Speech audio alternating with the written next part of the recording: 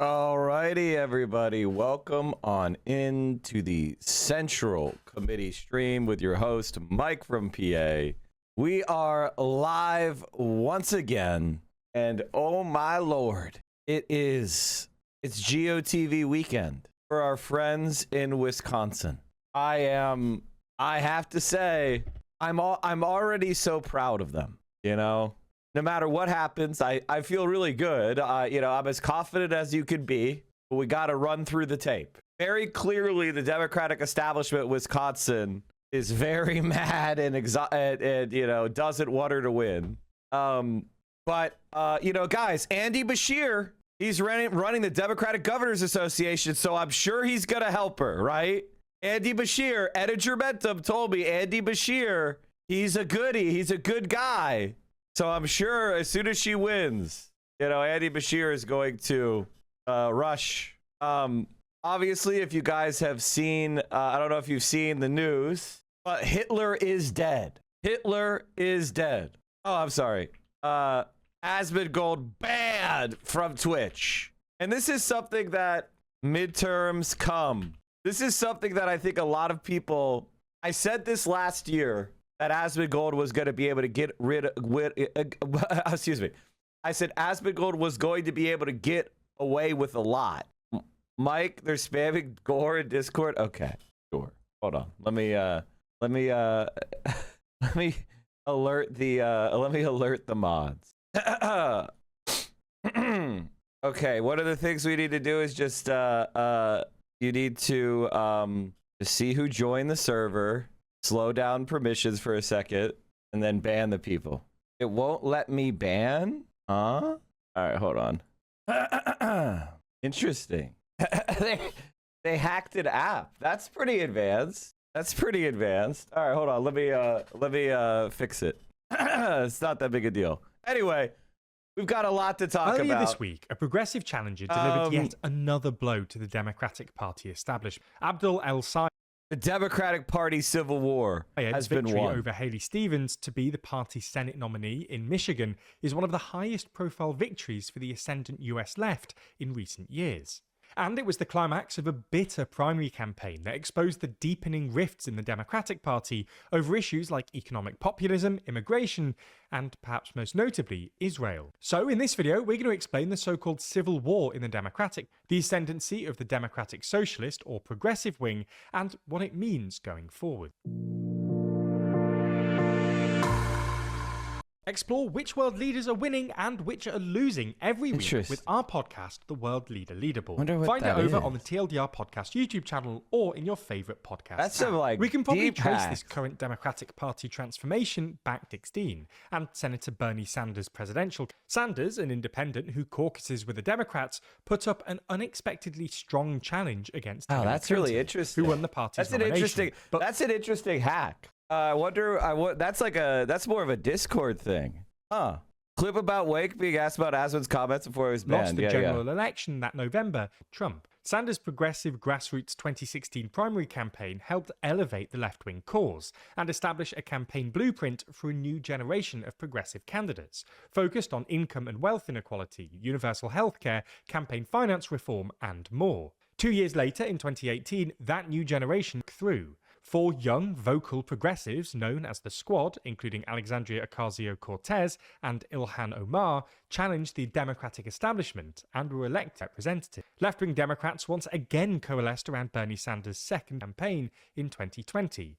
However, Joe Biden won the nomination and went on to beat Donald Trump at the general election, bolstering the Democratic establishment. But Trump's dramatic return in 2024... It wasn't that hard. Guys, you guys are pretty...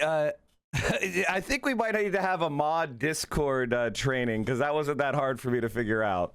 That wasn't that hard for me to figure out. You guys just remove permissions for external apps. Like, what are you? It took like 2 seconds. I've never even looked in that menu. Like, come on. Defeating Vice President Kamala Harris fired up progressives in the Democratic Party and further eroded faith in Democratic leadership. The current electoral cycle since 2024 has seen an unprecedented breakthrough of left-wingers in the Democratic Party. It looks like there's some sort of like attack vector where you could use external apps. That's very weird. You need to nuke all the existing vestiges. I'm not going to spend my time doing that during the stream. The mods can handle that. The mods can handle that. Anyway, I think I'm going to be opening some up. Probably going to add a couple more mods as well. Yeah, say again? Yeah. I don't blame you guys. Sorry, I'm not mad at the mods. I'm sorry. I'm not mad at the mods. Sorry. I'm not mad at you guys. Detroit is poised to become the first major city with full DSA representation in Congress. Is your city next? He hates the shit. No, I don't hate you guys. That was an interesting attack vector. I think the one thing to say is one of the things that right-winger, like a lot of what I should say progressive spaces, is they cultivate a kind of community of, how do I put this in not a toxic way? They cultivate a community where people are very easily perturbed, right? You need to just be like, I've been on the internet since 1995. You don't think I've seen a dildo in an ass or something? Like, who gives a shit? None of this stuff matters. This is snowflake shit. I was on rotten.com before you were a glimmer in your dad's eye, okay? Like, nothing you could post is going to shock me, okay? It's like when I'm walking down the street and there's somebody left a pile of dog shit. It's unpleasant, but you keep going. You know, it's who gives a fuck? You know, like who cares? It's not. So let's cultivate. Wow, they spammed for like five minutes. Who gives a shit? It's the internet. Anyway, moving on. Banned and deleted. A New York Times reporter went to talk to black voters in Georgia, and there's a total vindication. Yes, thank you. We'll get on that. Sorry about that, chat. I got a little distracted for approximately 5 minutes. Do you have a Pied Piper pick for South Carolina Senate? No. Don't type. I'm sorry for even mentioning the website. You're not allowed to post links like that in the chat, by the way. Saudi Arabia, Pakistan, and Turkey for a NATO-style anti-Shia defense alliance, USA cucked. Wow, America's puppets are signing another American puppet alliance. Who gives a shit? Anyway, Asmongold got banned. Asmongold got banned, and it was fucking hilarious. And this is something that's going to happen more. You know, Woke 2.0 is coming back. Now, it's not going to be like Woke 1, because this Woke is going to be led by socialists, not liberals. It's not going to be about making your, making your community saccharine sweet and, open for corporate sponsorship. It's going to be a different type of woke, an effective woke, you know? We are slowly purging the influence of anarchist praxis from our movement and moving into something a little bit more mature, something that actually scares them. And have you guys noticed that anarchists and James Carville and ultras all have the same advice for what DSA should do? Please stop beating us in primaries. It's not fair. Please stop running in Democratic primaries. It's not fair. Go start your own party. It's almost like they're all on the same side. And here's the thing about the American system. We don't live in a parliamentary system.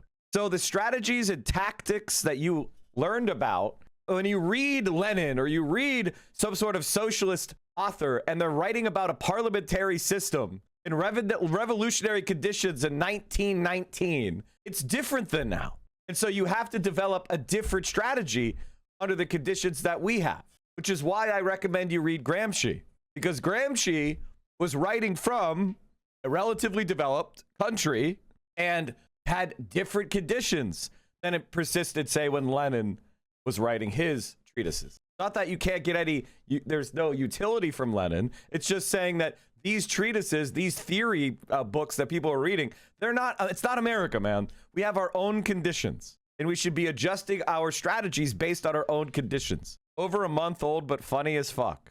That's an illegal offence. You can't say, I support Palestine action with all my heart. You can get arrested and sent to prison for 14 years for doing that. Skating around it, aren't you? No, I'm not. I'm saying it's illegal. No, I'm just saying. Like, I'm saying it's illegal. I'm saying it's illegal to say, I support Palestine action and that they are fighting to stop a genocide. Yeah. You can get arrested and sent to prison for 14 years for saying that. And retired vicars are now being arrested and face prosecution for holding a placard saying, I oppose genocide, I support Palestine action. This is absurd. Now, the average terror suspect arrested in England and Wales is a white woman in her 50s. The suffragettes, if we go back over 100 years, they committed far more extreme acts. They killed 4 people. Sorry, but the suffragettes did not have the democratic means to vote for anyone that would change their outcome. They had to do that because there was no other way. What democratic means do the Palestinian people have to stop the British government exterminating their children? You can't now say, I support Palestine action. That's an illegal offence. You can't say, I support Palestine action with all my heart. You can get arrested and sent to prison for 14 years for doing that. You're skating around it, aren't you? No, I'm not. I'm saying it's illegal. No, I'm just saying... I'm saying it's illegal. I'm saying it's illegal to say, I support Palestine action and that they are fighting to stop a genocide. You can get arrested and sent to prison for 14 years for saying that. And retired vicars are now being arrested and face prosecution for holding a placard saying, I oppose genocide, I support Palestine action. This is absurd. Now, the average terror suspect arrested in England and Wales is a white woman in her 50s. The suffragettes, if we go back over 100 years, they committed far more extreme acts. They killed 4 people. Sorry, but the suffragettes did not have the democratic means to vote for anyone that would change their outcome. They had to. What are the democratic means to vote against the Palestinian genocide? You know, like what are the democratic means? Your only choices are 3 pro-genocide parties. Do that because there was no other way. What democratic means to the... But by the way, the whitest kids you know tactic is a very good one. Did you see the Fox News meltdown over HASAN? You know what would be a banger edit? All the times HASAN Piker is mentioned in the last week. If I posted that shit on my TikTok or my YouTube, fuck, that thing would blow up. Just like cut to them. HASAN Piker, radical left, HASAN Piker. You don't have to show the whole thing because each time they mention his name. I mean, fuck, even Debbie Dingle was watching the fan cams. There have been 192 articles written about HASAN the Hun since August 1st. You cannot pay for this type of earned media. Like in the middle of the Iowa caucus level, the HASAN derangement syndrome is fucking crazy. I don't even know how to explain this. Like, I think that you guys are I think a lot of people are used to seeing HASAN on their TV or on their phone. So when they see HASAN on their phone or on their TV, it doesn't like strike you as different. But this is like hundreds of millions of dollars of media. I wonder how many articles have been written about Abdul on these same news sites in the last since August 1st. Who has gotten more articles, HASAN or Abdul? At the Abdul victory party, AES, while HASAN was getting interviewed, he was also on the Jumbo TV at the same time. That was so wild. Like when Third Way went after HASAN, no matter what happens with Fran on Tuesday, I don't want to assume anything at this point because I feel like that election is very much in flux. But I think that Fran has got a very good shot of winning this thing. And whether she wins or finishes second or whatever the fuck, let's just say that she has been a front runner, and that happened because Third Way attacked HASAN. So if she pulls it off, we'll have won 2 major statewide races in swing seats in swing states. Because they gave HASAN more attention. Today, I was let go from my Democratic consulting job for participating in an event that also featured HASAN the Hun, which my employer decided was, quote, offensive and unprofessional. I'm looking for any and all opportunities in Democratic/liberal politics. And I feel like this type of thing foments a certain type of radical right-wing sentiment, where criticizing Israel equals we're going to try to smear you and the Democratic establishment is going to play along. It's not that we're left wing. It's that we're anti-Israel. And actually, this is something I told AOC this would happen to her face. I want to say 6 years ago, I told her AIPAC, Israel money, or was it 4 years ago? 4 years ago. I told this to AOC. We had a conversation. I told her, the AOC, the Israel lobby is going to go after you guys. It's going after progressives in primaries. It's going to be the primary vector. And it happened. Advocating for things like Medicare for all, higher taxes on the wealthy, tackling inequality and affordability, and ending military aid to Israel. But their wider pitch is that now, more than a decade into the Trump era, the I wonder party if you saw that drop site AOC critique video. Oh, I'm going to watch it. Country needs something new, a radical shaking up of the Democratic Party's playbook that they say is clearly not fit for purpose. This recent breakthrough was kickstarted by Zoran Mamdani's remarkable victory over party heavyweight Andrew Cuomo in the 2025 New York City mayoral election, catapulting him to become one of the most influential Democrats in the country. Mamdani endorsed 3 fellow Democratic socialists in New York congressional primaries in June this year. They secured a clean sweep, winning 1 open seat and toppling 2 incumbent Democratic congressmen. Elsewhere in the country, Democratic Socialist challengers have defeated other establishment Democrats. In Maine, left-wing populist Graham Plattner endured a seemingly endless series of scandals, but still managed to defeat Governor Janet Mills to become the state's Democratic Senate candidate. Plattner later dropped out in July amid sexual assault allegations and has been replaced by progressive former state lawmaker Troy Jackson, who's hoping to flip the must-win Senate seat. In June, Democratic Socialist Melak Kiros unseated 15-term Democratic incumbent Diana DeGette in Colorado's 1st congressional district to become the Democratic candidate. Progressive challengers have won open Democratic primaries in Pennsylvania's 3rd congressional district and Michigan's 7th. And in Michigan's 13th congressional district, Democratic Socialist Donovan McKinney defeated incumbent Democrat Sri Thenadar. However, it was Michigan's Senate primary that became the clearest microcosm of the wider Democratic Party civil war. It was expensive, messy, and at times ugly. Progressive former public health official Abdul El Sayed emerged victorious this week, narrowly defeating Congresswoman Haley Stevens to become the Democratic nominee in the open must-win Senate seat. Like many other insurgent Democratic candidates, El Sayed's platform was focused on getting big money out of politics, addressing the cost of living and implementing Medicare for all. But it was Israel that became the most prominent point of contention between him and Stevens. In fact, a candidate's position on Israel has become a sort of litmus test and an increasingly clear dividing line in Democratic politics. The rise of progressive challengers like El Sayed, who accuse Israel of committing genocide in Gaza, call for ending US military aid to Israel, and refuse to accept money from the pro-Israel lobbying group AIPAC, reflect the dramatic shift in the Democratic base's attitude towards Israel. According to polling by Pew earlier this year, a staggering 80% of Democrats and Democrat-leaning independents have an unfavourable opinion of Israel, up from 69% in 2025 and 53% in 2022. Among Democrats under 50 years old, Israel is viewed even more unfavourably. Outside groups backing Stevens spent more than $60 million on advertising, with more than half of that coming from AIPAC. Stevens was also endorsed by the likes of Senate Minority Leader Chuck Schumer, former House Speaker Nancy Pelosi, and Michigan Governor Gretchen Whitmer. El Sayed, meanwhile, had a little more than $7 million spent in ad support, and the endorsement of... That number is actually wrong because that's pro-Haley Stevens money. That's not anti-Abdul money. There was also another like $7 million of anti-Abdul money. High-profile progressives like Bernie Sanders and AOC, and overcame being vastly outspent by Stevens, something he managed to turn into an advantage by framing the race as the money against the many. I might self-harm in a video game. I might yell, open Project Zomboid and press Q in the middle of the mall if I hear analysis this bad again.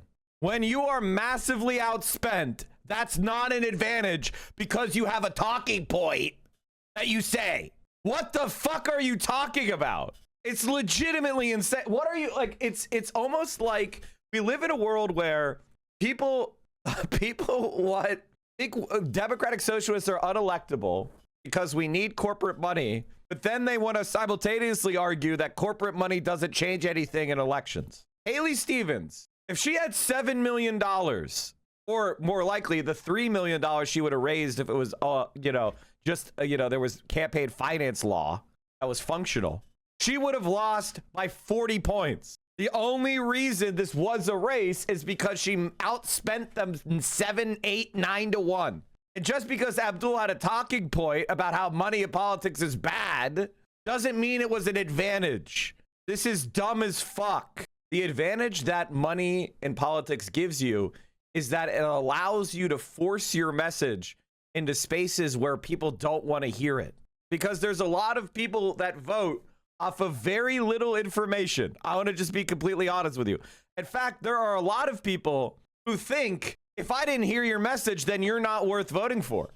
Like they don't do any, so they go, okay, whoever has, got whatever I believe about you that's probably true. And they almost are offended that you would ask them to do any research on their own.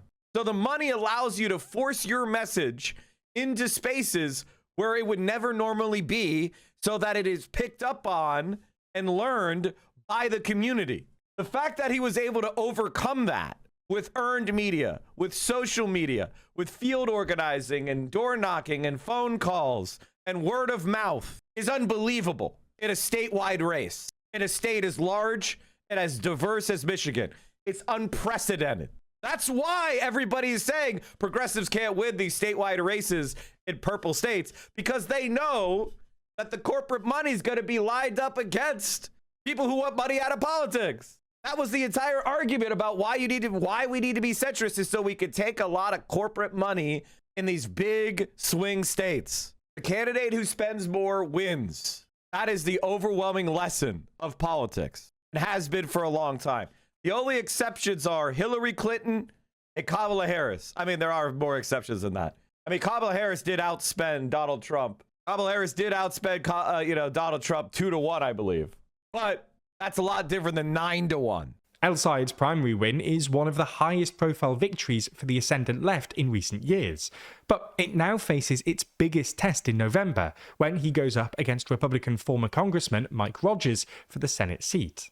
For the left of the Democratic Party, an El-Sayed victory in November will be used as validation of their pitch, that left-wing economic populism, challenging the status quo and opposing Israel are winning messages among the wider electorate in crucial battleground states.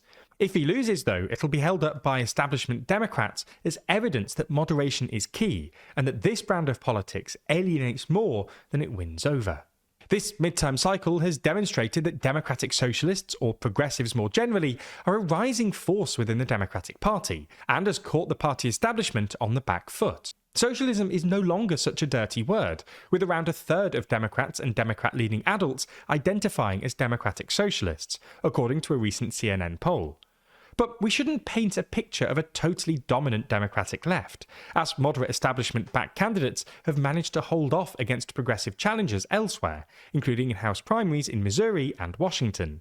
The Democratic base is in fact split, and sometimes contradicts itself. Some remarkable polling for CNN last month found that 54% of Democrats or Democratic-leaning independents think moving to the left would change the party for the better. But 54% also said moving the party to the centre would change the party for the better, meaning some said yes to both. They don't know what it means. However, they don't know what that means. Those questions are meaningless. They don't mean anything. They don't know what ideology is. Everybody, like, when you ask these questions, they're insulting to everybody's intelligence who knows anything about political science. People do not know what ideology is. They don't. They think Kamala Harris is to the left of Bernie Sanders, because to people, left means weird. It means you have purple hair and neo pronouns, and you're doing, that's what they think it means. When I say weird, I'm not judging anybody for doing that. I'm just saying that you're outside of your counterculture. Okay, you're countercultural. Just so we can be accurate is what I'm saying. It's not about Medicare for all, or raising the minimum wage, or unions, or reining in data centers, or taxing the billionaires, or ending foreign wars. That's not what people think of when they think left. They think of annoying culture war bullshit. And Kamala Harris coded very much a culture warrior, because that's what she was. She was from California. The same polling found that Democrats... Phone bank for Francesca Hong. Oh? Maybe we should give a pin on that. Chat, I have... even HuffPost apparently thinks Trump is a communist. Oh, man. They just use the phrase communist to mean bad. Are much more united in thinking that replacing the party's leadership, taking a stronger stand against Trump, and nominating younger people for office would all change the party for the better. This year's midterms will be a key test for the Democrats' progressive wing in pitching themselves to the wider electorate. However, the struggle for influence will not end in November. Instead, it will intensify as we approach the Democratic primary for the 2028 presidential election, which will be defined by a battle over the party's future direction. The autumn issue of our magazine Too Long is now available for pre-order. The main story inside is all about the plan to fix Europe. From the economy and trade to politics and war, we discuss the various ways in which Europe could be reborn. Then there's the global section, which includes our interview with The Economist's Washington bureau chief about the state of America. There's also articles on the current state of US-China relations, as well as discussing the politics of disasters, the Pope's involvement in 21st century politics, and the death of the dollar. Our EU section includes the latest from the war in Ukraine, how Germany's rearmament could defend Europe, as well as stories from across the continent. Our UK section unpacks Pedro, of course, being the socialist. Are the polls bad for him? I know they did this like weird border rush. Oh God, definitely not looking great. It's not unwinnable, but it's not looking good. His brother got caught in a corruption scandal. Oh. All right, well, let's make fun of Asmongold for a bit. All right, y'all, time for a check-in on Asmongold, or as we call him over here with love, Asmeinkampf. They say here, Asmongold thinks undocumented children crossing the border illegally with their parents should be fair game to shoot, casually advocating for shooting children on his stream. Isn't that lovely? Isn't that great? All right, let's go ahead and listen, and we'll break it down as we go. This is the first time I'm listening to this, by the way. Is shoot him, problem solved. That's what I would do. That's what I think they should. I think they should just fucking shoot him. Right to the point. We're 5 seconds in. He already said the thing.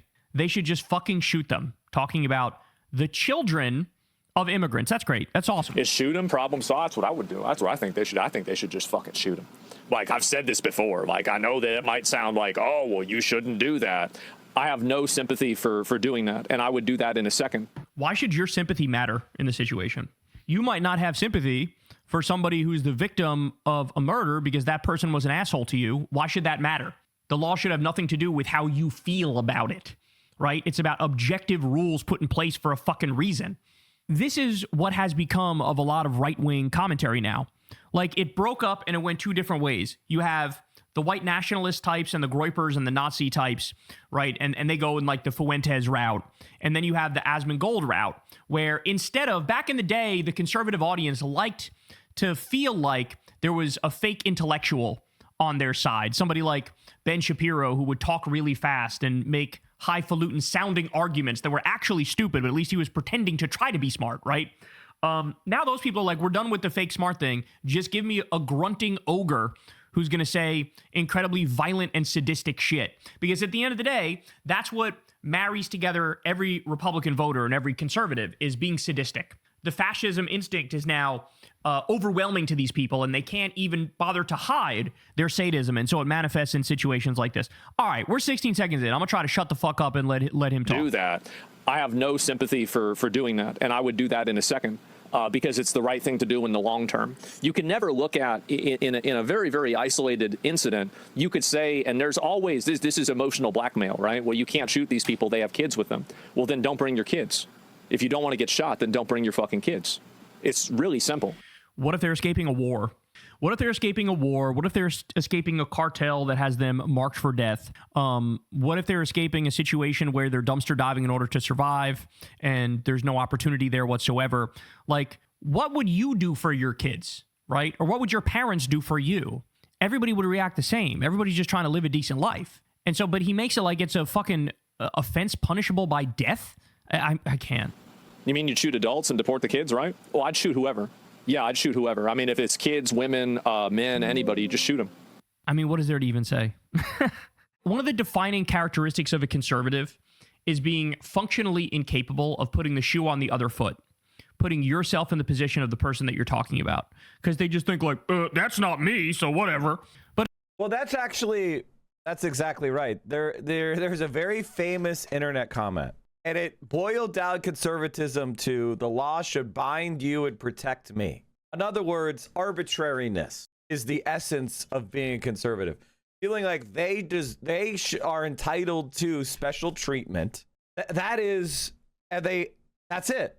That's the essence of conservatism. Asmongold thinks that he deserves special treatment. Now, if you were to ask him why, It's not based on merit. It's not based on some sort of like contribution to society or intelligence or aesthetic beauty or you know, any kind of contributions he's ever made. It's because he's a white man American.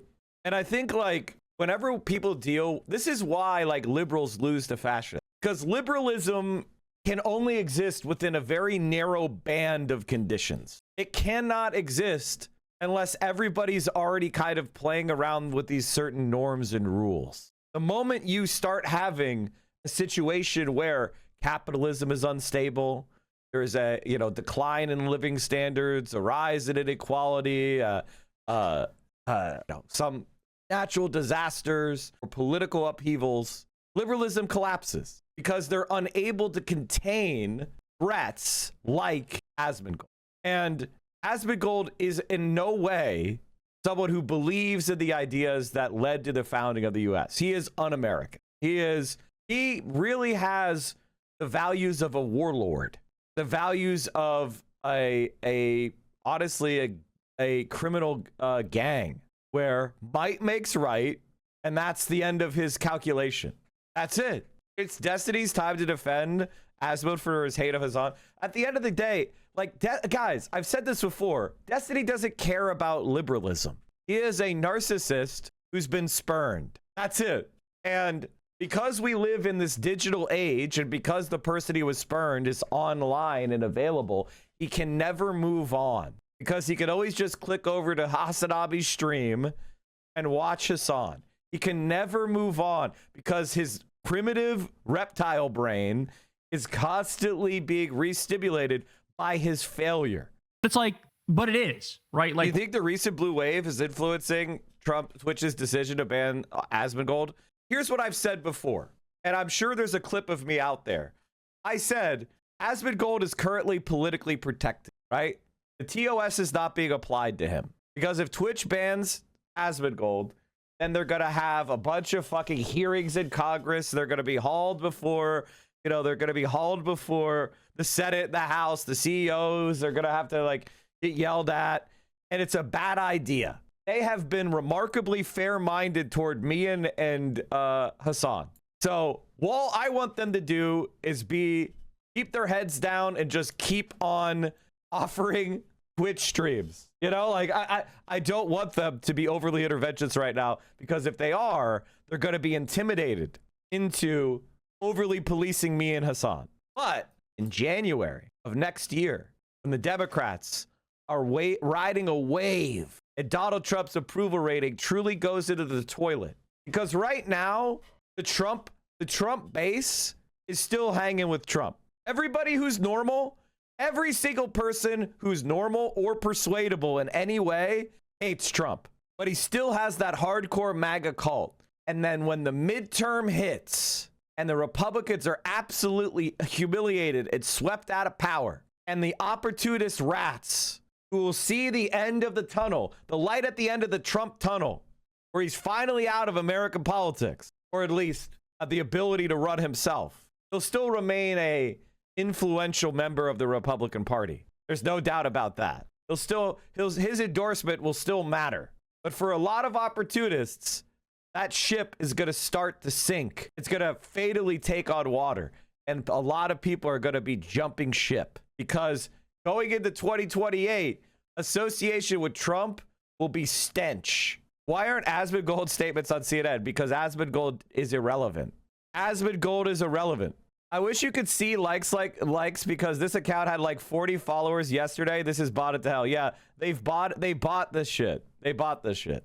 Like, this shit is botted. Like, so is DSA Watch. Twitter bots are cheap, and if they're right wing, they don't get enforced. They don't get account enforcements.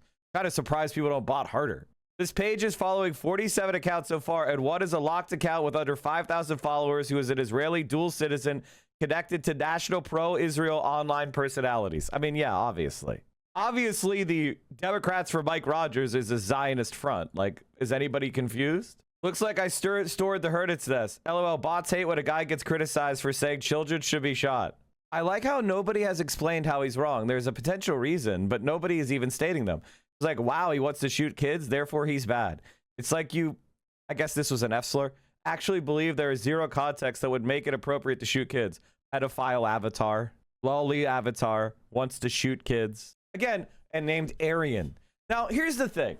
Like, if we had a very harsh anti-pedophile action, it would probably arrest most of the right-wing influencers in the world. And it's honest, it's like, it's not even a joke. Islamic rat children are not children. They're the future terrorists, you sick freaking Islamic rat. He's 100%. I mean, these have 0 likes. 0 likes is incredible. Again, I could record a sound of me farting and it would get 1 more likes. Mike, have you seen Destiny and other accounts harassing Ubish voter because they think his tweets actually made Haley Stevens lose? Of course I did, and I've been laughing it up, and I've been yucking it up, and I've been promoting it. I've been like, Umish voter, you are my. You know, I'm sorry, chat.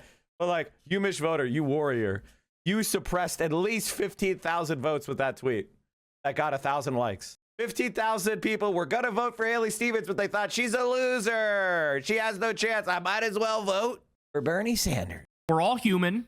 We're all part of the same thing here. I don't think Asman has any sexuality at all.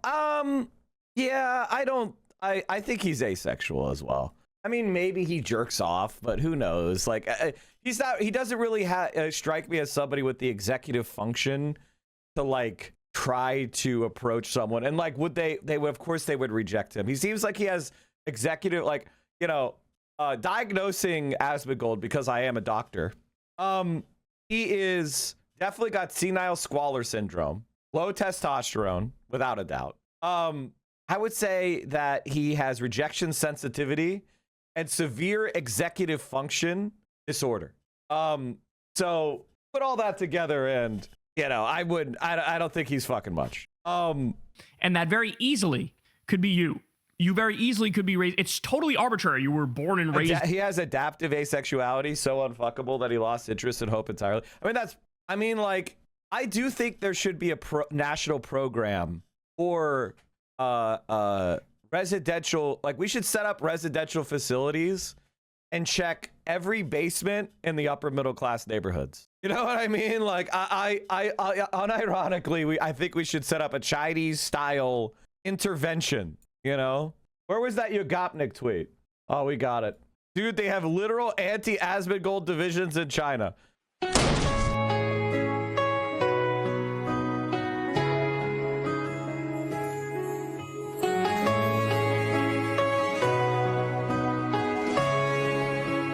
Now, the guys who kicked down Asmongold's door would definitely need to be in some mop gear or some other, you know, like contamination suit. Crime scene cleanup crew. Yeah, hazmat suit, exactly.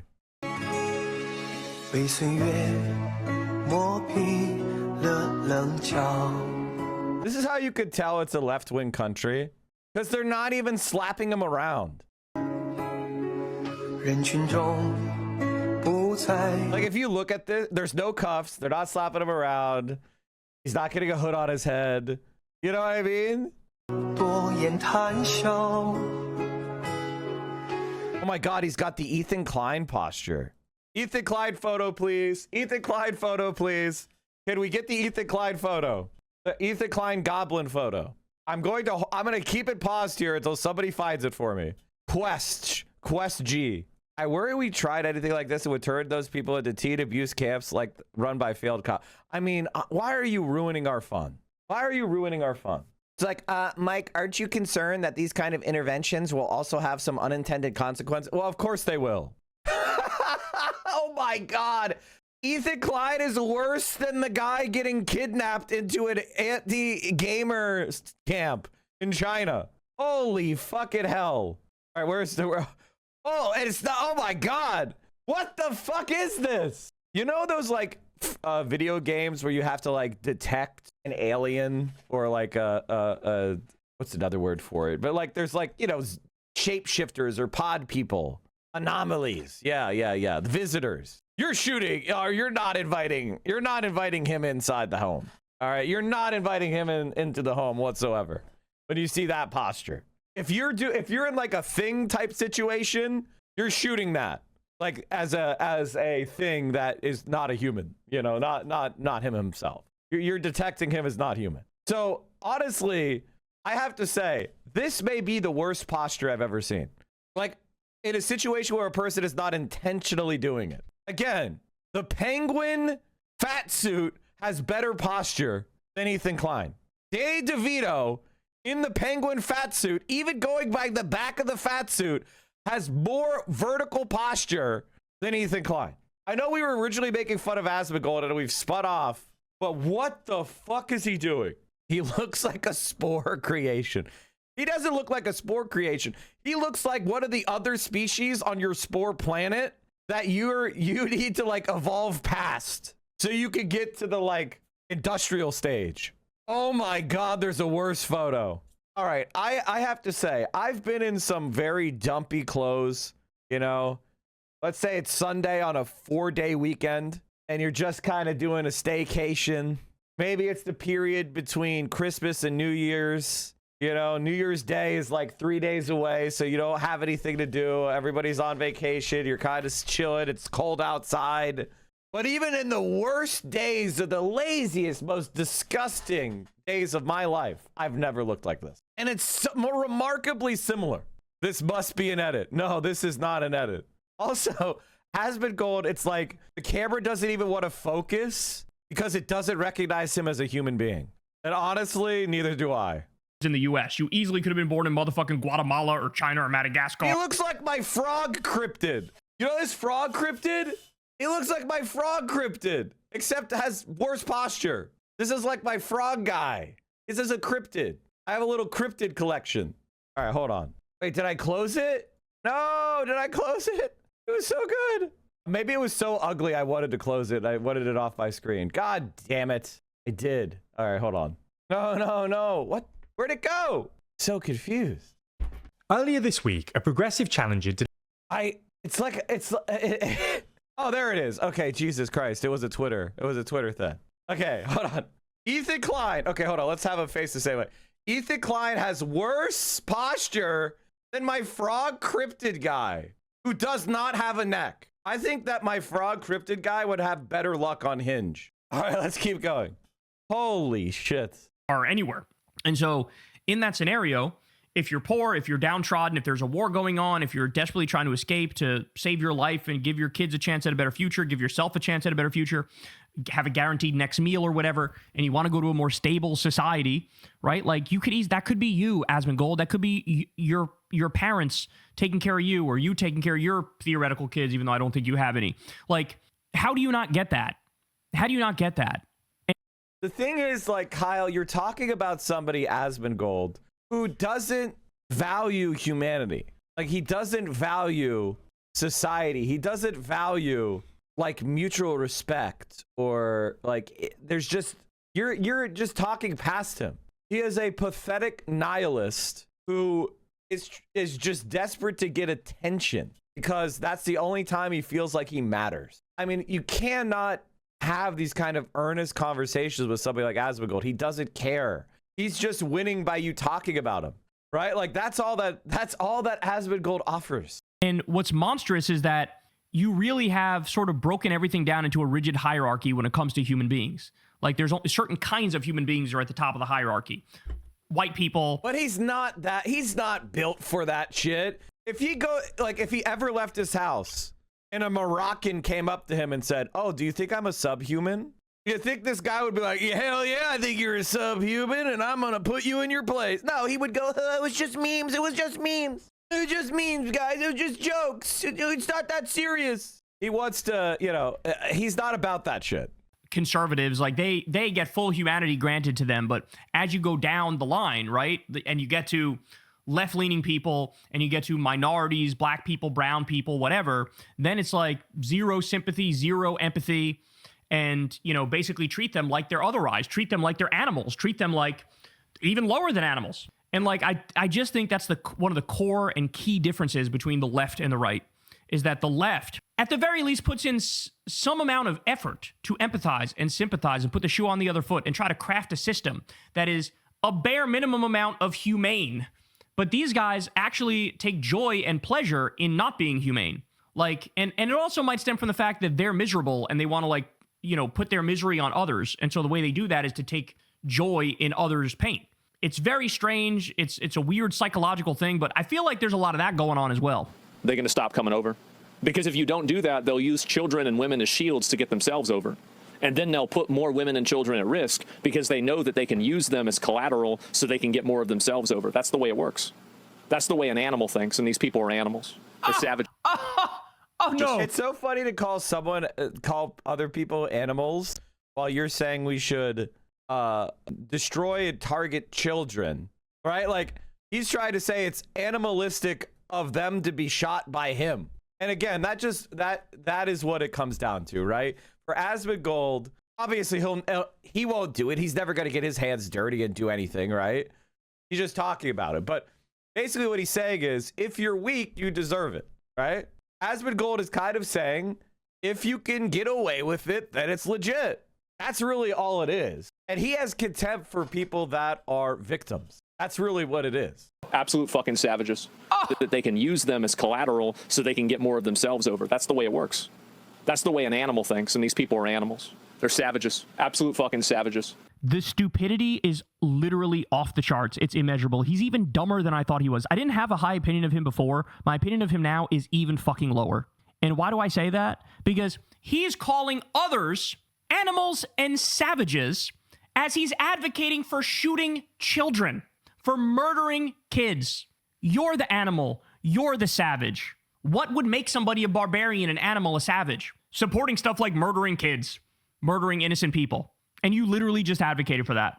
Could you imagine if an immigrant killed children of a U.S. citizen?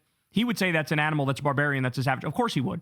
And in that scenario, it would be wrong if you're murdering kids. Anybody who murders kids in my book is an animal and a fucking savage and a barbarian. But it's amazing to me. He says the things back to back, doesn't realize it. You should kill these kids, but also these people are savages and barbarians and animals. They are not capable of objective, rational thought. They're not capable of holding themselves to the same standard that they hold others to. They're not capable. They have this thing in their head where they don't understand the concept of hypocrisy as it applies to them. They don't get it. They don't get it. And it's astonishing to see. It's like watching somebody struggle with a math problem that's like 2 + 2 = 4. And they sit there and they can't fucking figure it out.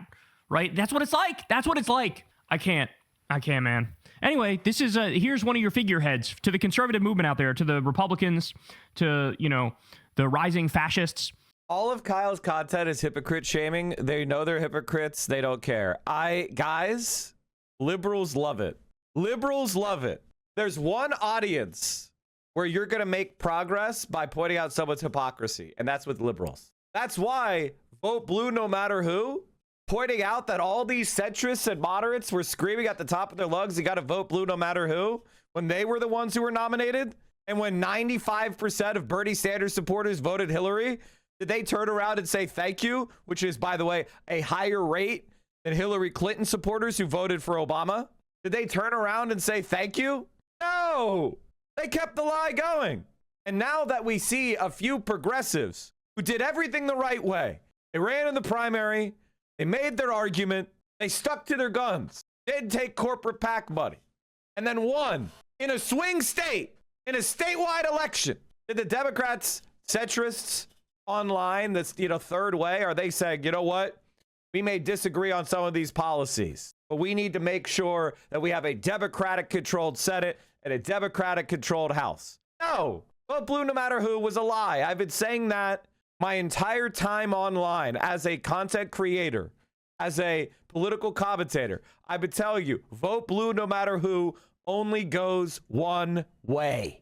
Now, there's a reason why, like, I've been trying not to use the word lib, and I don't think you should, by the way. This is a optics point that I would like to tell you. I don't think you should use lib because they're not liberal. Liberalism is dead. Liberalism as an ideology does not exist. It no longer has any adherents. I don't think you should call these people liberals.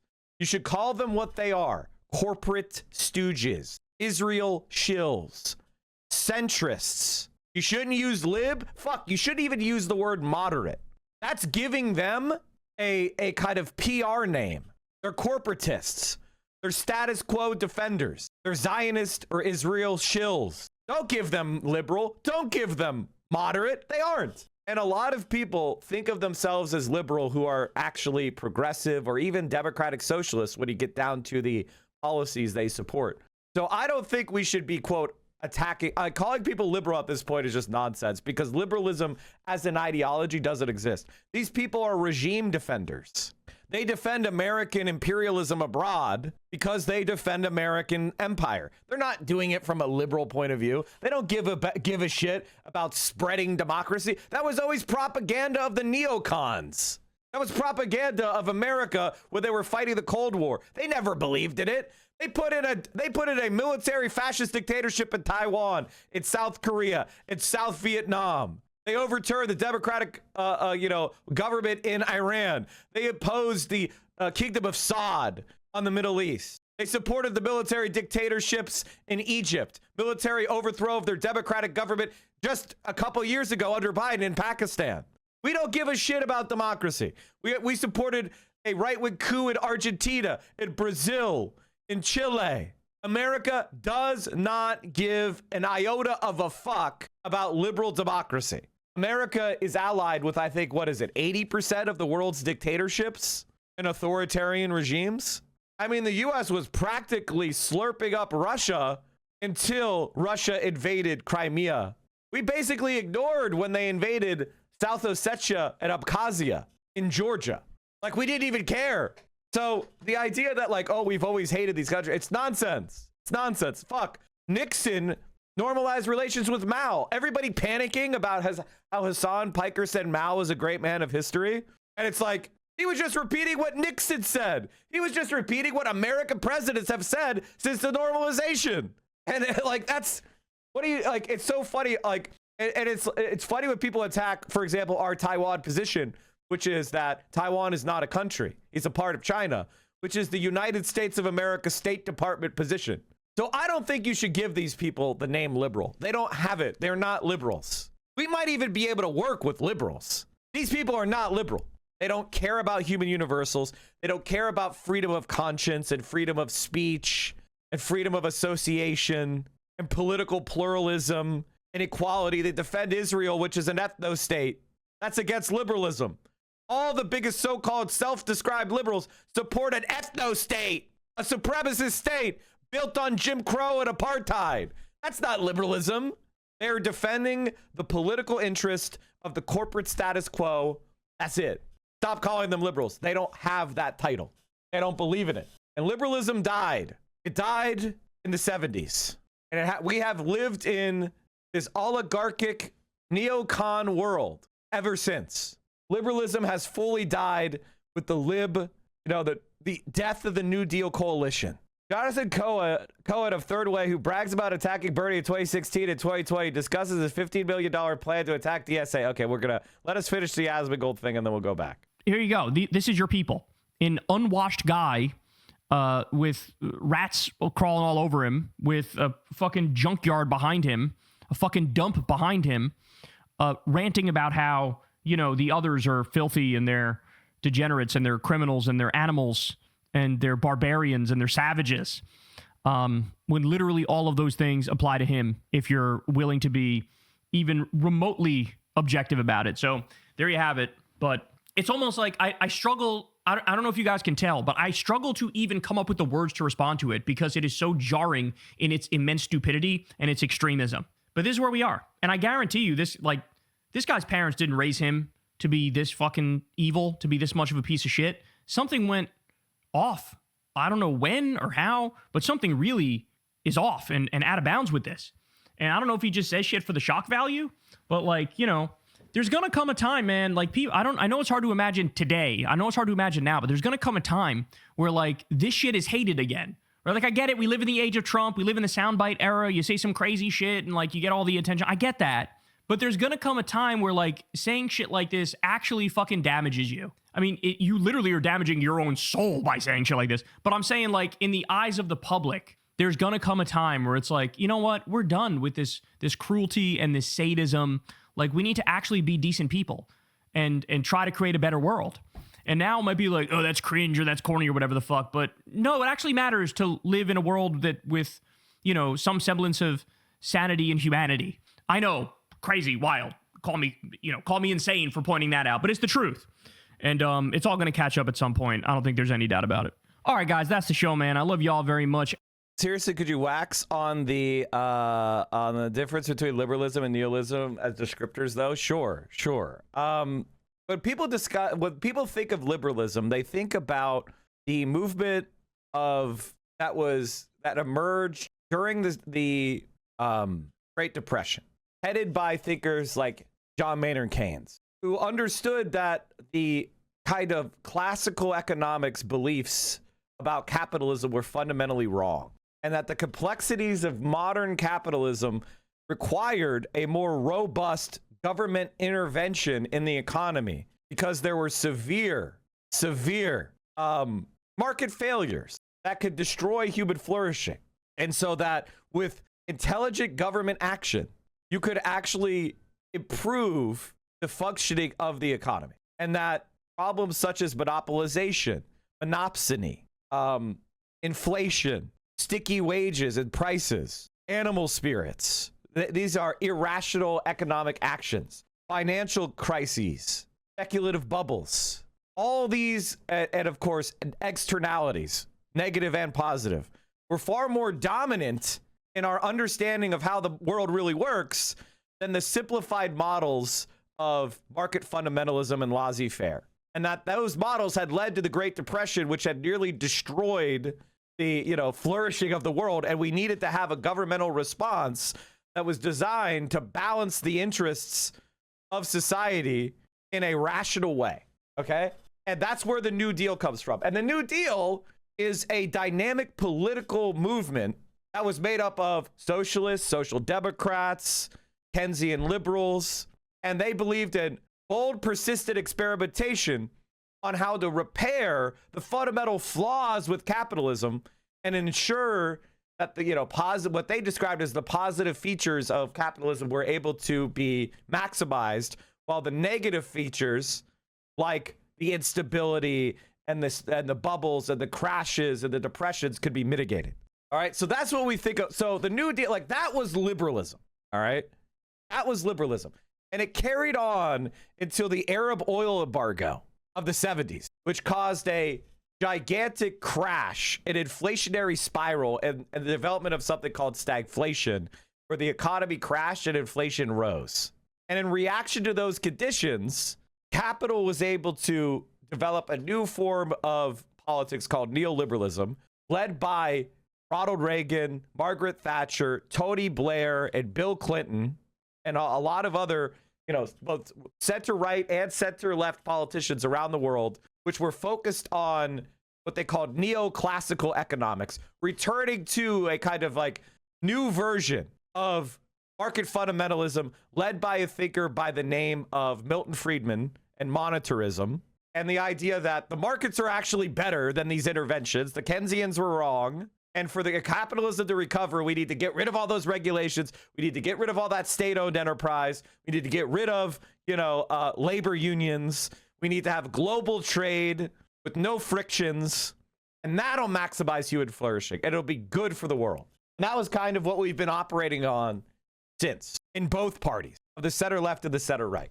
So we've done everything they've said: destroyed labor unions, removed regulations, built a global trade system. And the result has been maximum growth of inequality, just like what happened before the New Deal in the 20s. We have Gilded Age times 10. Regular people are losing their ability to be. They're like, social mobility is down, life expectancy is down, debt is up, and we have what we call a K-shaped economy. For the vast majority of people, the economy is getting worse, and they have less prospects. And only people at the very top are enjoying the asset bubbles. And so now we're in this stage where it's like, okay, very clearly. And then, we have issues like climate change, which we weren't aware of, or we only had inklings of in the 70s, right? These are crises of capitalism where they have externalized costs. And it's now snowballed to a position where the externalized costs of the pollution of production have now threatened the entire fucking planet's weather and climate systems, which may result in our deaths because we have massively destroyed some of the, the systems that we need in order to sustain life. Which brings us to what's happening. Why is America failing? Now, if you have been watching my stream for a long time, why is China succeeding and why is America failing?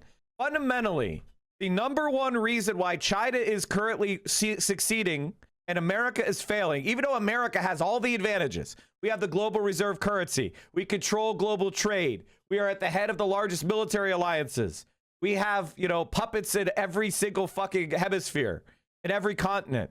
We control the global financial system. The reason why America is losing is because our capitalist class is out of control. Our capitalist class is anti-nationalist in the sense of they don't give a fuck about America. And our financial system is completely unmoored and only cares about itself. Whereas in China, the capitalists are under the boot of the Chinese Communist Party. They have to serve the interests of the people. And furthermore, we have Wall Street. They have state-owned banks. So when they want to build infrastructure, they don't borrow at 7, 8, 10%. They borrow at 2.5%, like it's a government program. When they build, they're building 39 nuclear reactors right now. Why are they able to build 39 nuclear reactors and we can't? Well, because the nuclear reactors are borrowing money at government rates. And so it pencils out. Nuclear reactor will pay for itself in 5 to 6 years instead of 15, 20, 25 like in America. What's the difference? The interest that's being charged on the development loan. So their electricity, so they get to build shit, they build it faster. And why are they able to build it faster? Well, because infrastructure and other large development projects have lower interest rates, they build more of them, so they gain the positive externalities of infrastructure construction expertise, meaning they have more engineers, they have more construction workers, they have more systems of that are built up to do big construction projects. So they can, so the next infrastructure project, the next marginal infrastructure project is cheaper. So they borrow cheaper. The next infrastructure project is cheaper because they have the expertise, they have the engineers, and bam, bam, bam, they could just build and build and build and build. And we can't because we're paying all our money to Wall Street. And again, people will not understand it's literally this simple. That Wall Street is a parasite, that Wall Street is destroying us, that our politics is polluted and destroyed by Wall Street. They won't believe it because it sounds like a conspiracy. But I'm telling you, they're doing this. They're taking billions of dollars out of our society for student loans, credit card debt, whatever, you name it. And they're putting it into third way. They're putting it into Israel lobby groups. The infra argument is a little reductive. There is absolutely nothing reductive. I talked about all the costs associated with infrastructure, which is financing costs, which is number one most important thing. 2 is expertise and capability, which they have much more than us. And 3 is, of course, I mean, the one thing I left out is government planning and government capacity, what's called state capacity. They're not ashamed of the government doing things. So the government knows how to do things. Whereas in America, we have to get a contractor. The government can't hire somebody to do it. The government can't own a company. That would be a government-owned enterprise. That would be socialism. So we can't do anything. We live in a society of ideologues. And everybody who, and a lot of people, they can't even imagine a different world, right? Which is why we're cooked. There's a reason why the Chinese have 200 times the shipbuilding capability that we do. Like, you're just gonna watch the time, the next 30 years, you'll see that I'm right. Because, I'm trying to change the trajectory, trying to make America not a shithole. Ironically, the only way America will be able to resist China is if AOC wins and she enacts a Green New Deal. That's the only world we live in where America is still strong in 50 years. If we do not elect someone like that, then America's fucked. Pod Save tried to boost Crowley. I mean, I think they're just interviewing him. Don't link me. I mean, like, he has no motion. He's fucking cooked. He's a bad candidate. And like, I'm ranting about this shit. Nobody gives a fuck. I'm ranting into the fucking ether. We don't need to resist China. No, well, no, I mean, I would love to be able to have a good working relationship with China where we take advantage of cheap electric vehicles, cheap solar panels. America takes climate change seriously, makes us 100% renewable energy, which will protect us from global energy shocks. I would love for us to spend that money in building up the country's public transit infrastructure and building density and creating all sorts of positive externalities and interconnectedness and improve our infrastructure and harden us against the incoming climate change. But, you know, Americans would rather inhale wildfire smoke. It's a vacation ban. And I don't even know, like, I don't even know that Americans are even like, I don't know that they're even ready to have these conversations. You know, I've been talking about sewer socialism for how many years? And even other socialists would like go after me because they're just so devoid of any knowledge. Republicans running against Democratic socialists have found an unlikely ally, other Democrats. The centrist Democrat think tank Third Way has pledged $15 million to discredit the DSA movement between now and 2028. Jonathan Cowan is the president of Third Way and joins us now. Jonathan, thanks for being here. So you told the New York Times this includes candidates like Abdul El-Sayed, who are not part of the DSA. He won the Michigan primary last night. I don't even know what day it is. Does that mean this is just a campaign against the more progressive wing of your party? Absolutely not. So, look, our bottom line is this, and we are a centrist democratic organization. The DSA and its platform are crazy, radical in the extreme, and they will do severe damage to Democrats up and down the ballot from the White House in 2028 all the way through the House and the Senate. These are crazy ideas that no one supports. They're anti-American, they're deeply illiberal, and they're wildly unpopular. But would it be your preference to have some of these DSA candidates in the House and the Senate to give Democrats an extra vote, or would you prefer that person to be a Republican? Look, we're a centrist democratic organization. We believe that you need to put a check on Trump and MAGA, which means you need majorities in the House and the Senate. But we do not believe that the DSA and its ideas are good for Democrats long run. We believe that if Democrats... Did I cover the Asmongold shit? We covered it already. Democrats cozy up to the DSA, are part of the DSA, take the DSA support, that will ultimately make it impossible to win the White House, and it will harm Democratic majorities in the long run. Look, I think you should have launched this campaign prior to the primaries. Great question. I wish I had. I certainly wish I had. But look, Third Way as an organization took on Bernie Sanders in 2016 and 2020 in the Democratic primaries. And we were the lead outside organization taking on Sanders, and we helped to beat him both times. So this is not a new fight for us. Ever sat down with them to say, hey, how can we all play nice in this big tent? Never sat down with them. I'd imagine the DSA has no interest in working with me. Now, I want to show you something, Chad. I tweeted this because this statistic urban guy who never says anything about urban and repeats no statistics wrote, but you don't need to be promising radical system upending change in a swing state like this. You can run as the outsider who will shake things up. He's replying to Abdul, who said, to our great Republican senators, friends of mine all, please be advised that the communist Democrat Senate candidate from Michigan, Abdullah Rahman Mohammed El-Sayed, is touting as perhaps the single most important point, the termination of the filibuster. I watched yesterday and he's gone termination crazy. If he succeeds, the Democrats will gain 4 senators, 8 congressmen, and many electoral and popular votes, a stacked Supreme Court with 23 justices, and I will be, sadly, despite the great job we are doing, the last Republican president, President Donald J. Trump. So in other words, Donald Trump agrees with HASAN. If we get our way, there will be no more Republican presidents because we'll add DC, we'll add Puerto Rico. We will make a democratic system. So what Democratic centrists are saying, oh no, he's wrong. It would actually be bad for us if we did that. It's clear he personally is much more energized with the idea of systemic change, deeply altering the entire system, than defeating Trump. He calls Trump a symptom, not the disease. That's right. That's what Americans believe.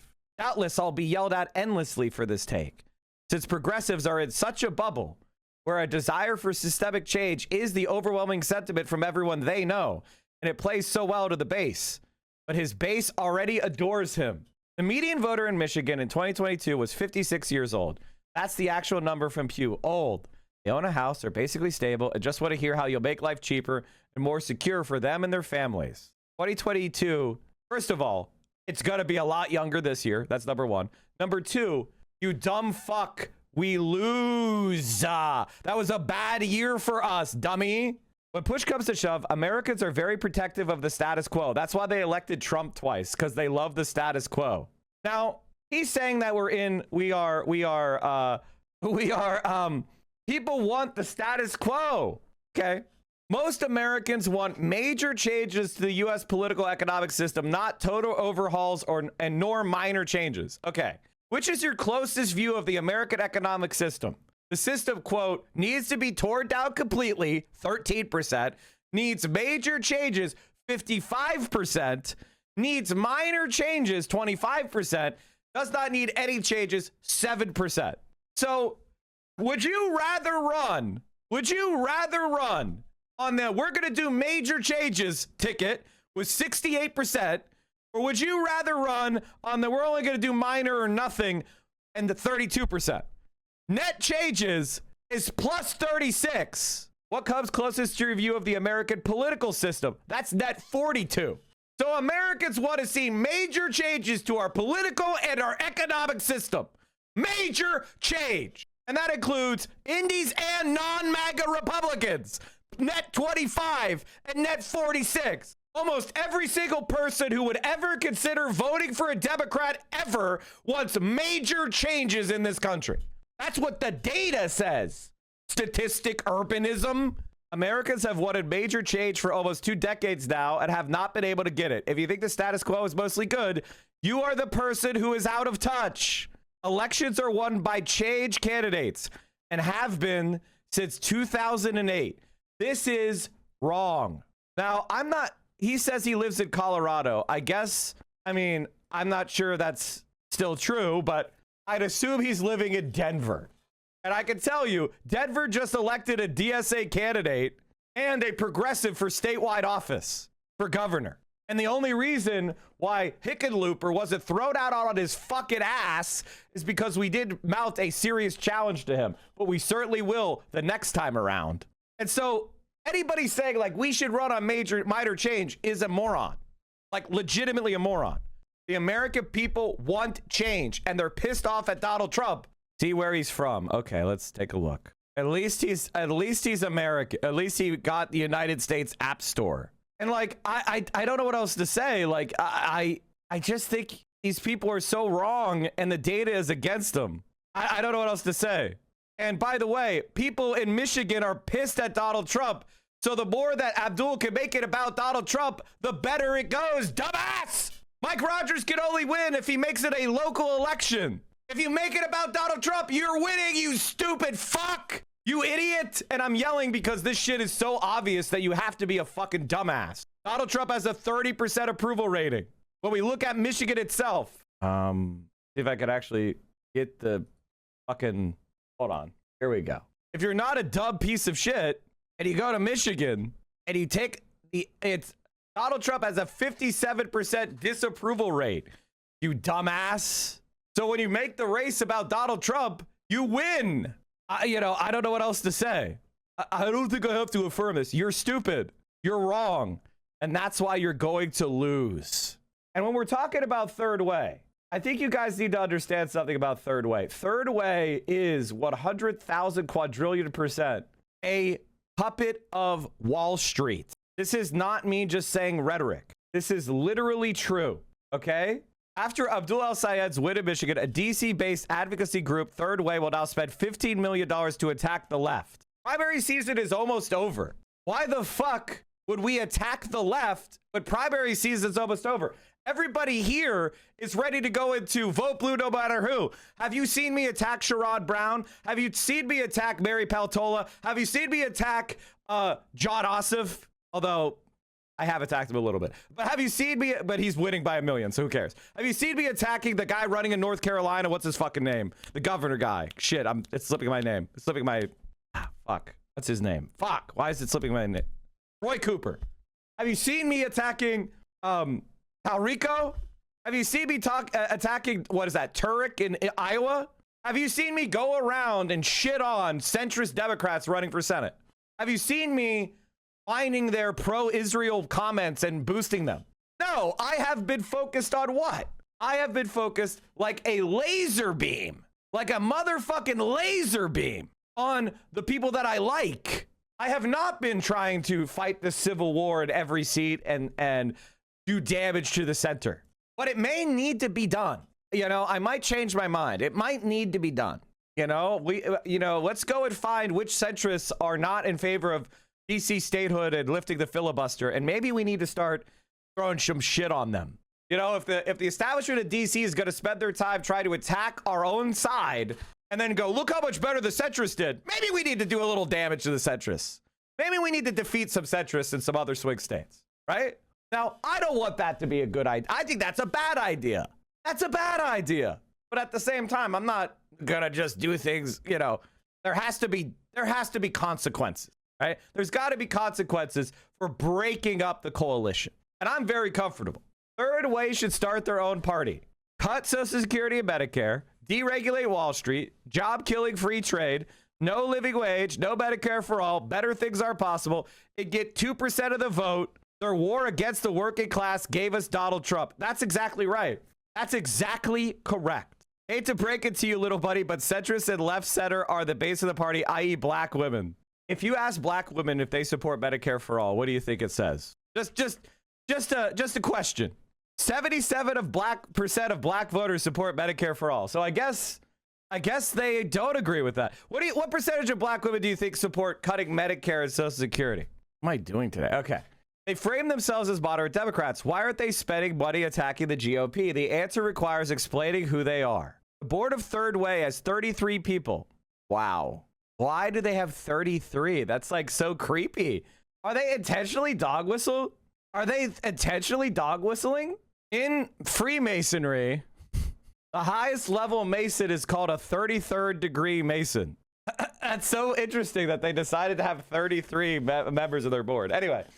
And I mean overwhelming. Are Wall Street financiers interested in encouraging consolidation? The rest are corporate lawyers and lobbyists doing the same, plus a billionaire heiress. For instance, the vice chair of Third Way is David Heller, formerly the global head of equity trading for Goldman Sachs. He's currently a private investor who roles in asset management and New York DIG, a Bitcoin miner. David Coulter is a private equity firm, Warburg Pincus, formerly at JP Morgan in the chairman's office. Bill Daley is the son of Chicago Mayor Richard Daley. He's had lobbying roles at JP Morgan, Wells Fargo, and board seats at Boeing, Abbott Labs, Merrick, and Fannie Mae. A friend told me a story about Bill Daley, who was the chair of Al Gore's campaign in 2000. She went up to him a few years after the loss, and he gave him some words of consolidation, complained about Bush. Daley looked at her and said, "Don't worry, the right man won." One of the more noxious Obama officials is a man named Raj Date, the first head of the Consumer Financial Protection Bureau. He wasn't very good, but then he cycled instantly through the revolving door to finance. He's now at a fintech and crypto lobbyist and investor.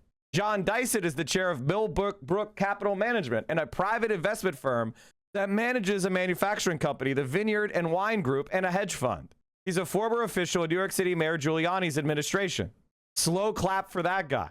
To make a quick point, these people have clear interests in government policy. They profit from lower taxes on capital gains, lax antitrust, less financial regulation, and more junk fees. They aren't moderate. They're just protecting the interests of capital. There's Brian Frank, a financier who worked for tech billionaire Michael Dell. There's Michael Edwards, a former merger and acquisitions banker turned hedge fund CIO turned board member of Zippy, who does manufactured home loans, an area with significant regulatory issues. There's more. Stephen Galbraith, a former chief investment officer and chief U.S. investment strategist at Morgan Stanley. Eric Kirkland, co-head of Global Financial Institutions Group at Morgan Stanley's investment banking unit. And then there's Peter A. Joseph, a founder of private equity firms Joseph, Littlejohn, and Levy, and Palladium Equity Partners. He's also president of the Israel Policy Forum. Derek Kaufman runs the Inclusive Abundance Initiative. Don't worry, though. He's got a finance background, too. He was the head of global fixed income at the hedge fund Citadel and global head of fixed income and the proprietary positioning business at JP Morgan Chase. Sorry to get repetitive. Blame it on Third Way. Doug Lawrence, former JP Morgan. Mark Spilker, former president of PE giant Apollo and former Goldman Sachs partner. Graves Tompkins, General Atlantic and ex-Goldman. Normally, these boards have people from a variety of backgrounds. It's really stark how Third Way board is 80 to 90% finance guys with backgrounds at companies with Goldman or Morgan in the name.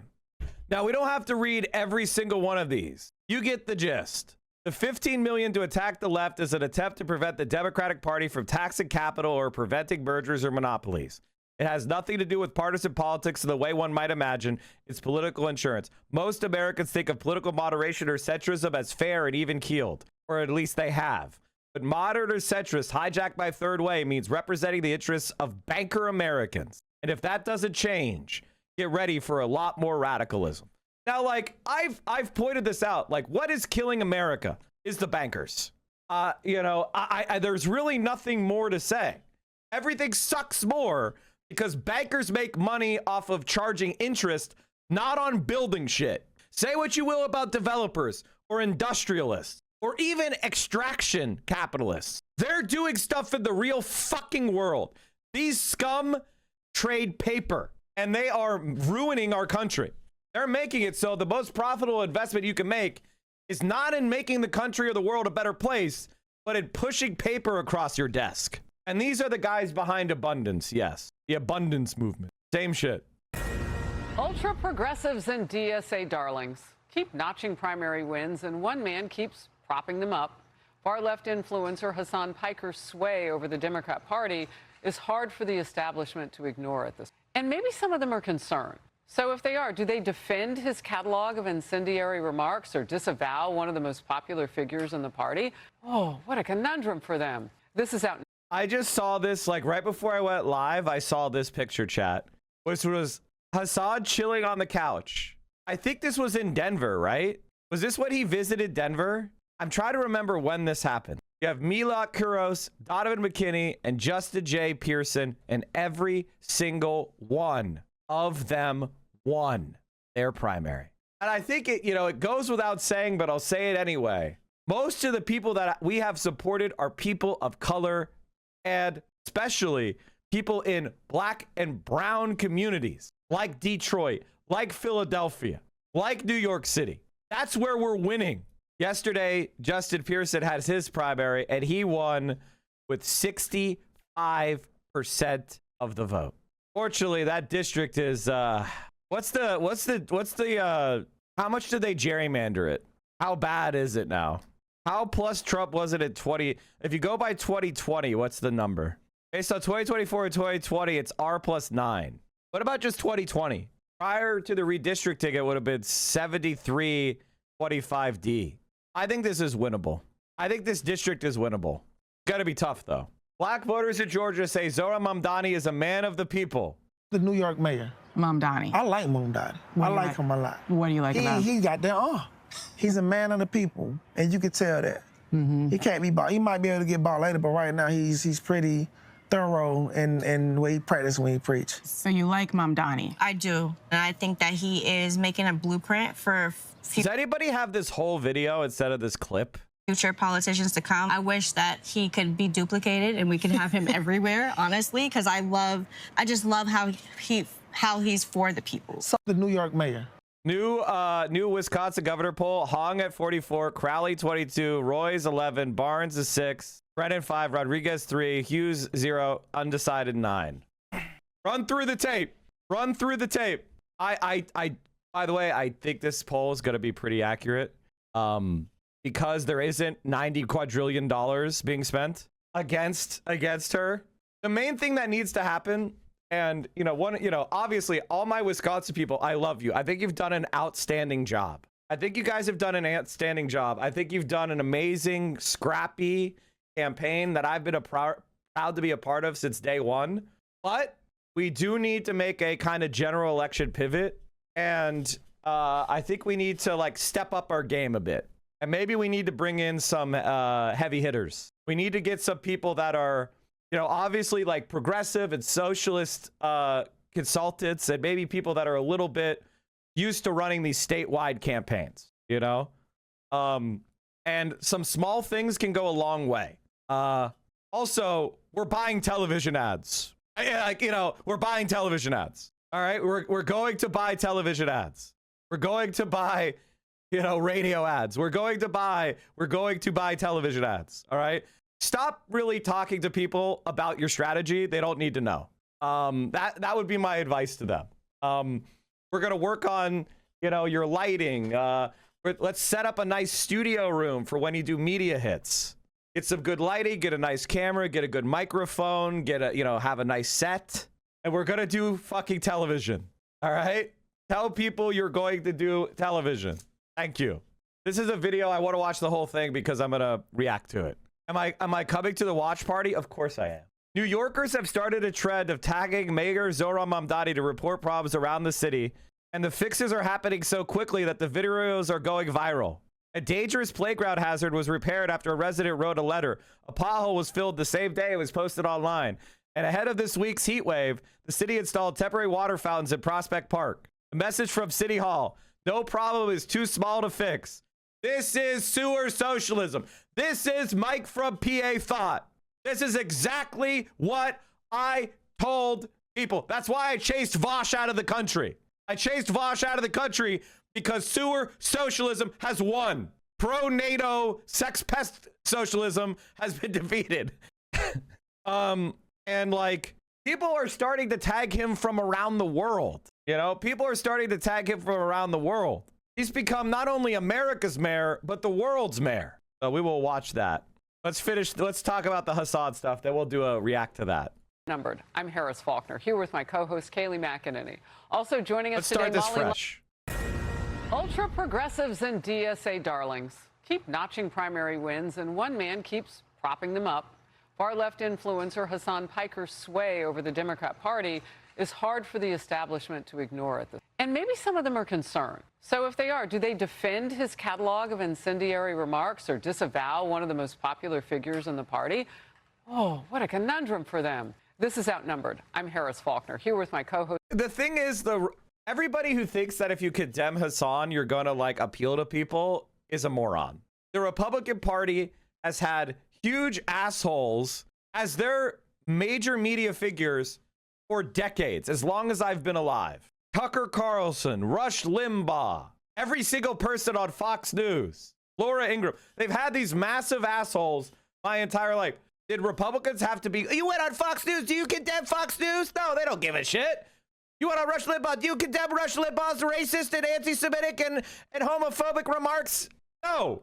Stop playing the game of normalizing Republican double standards. Shut the fuck up. Let's talk about the issues. It's Kayleigh McEnany.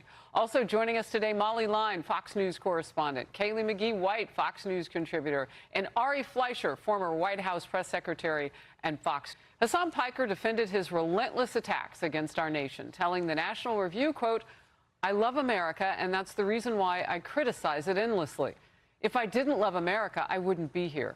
I achieved the American dream, but very quickly I realized that dream is not accessible for everyone. I want to make sure that we have enough wealth in the country to offer that dream to as many people as possible." Wow, that's such a really sweet quote. What the fuck? Why did they play such a sweet quote of Hassan's? This is like better than he's treated on MSNBC.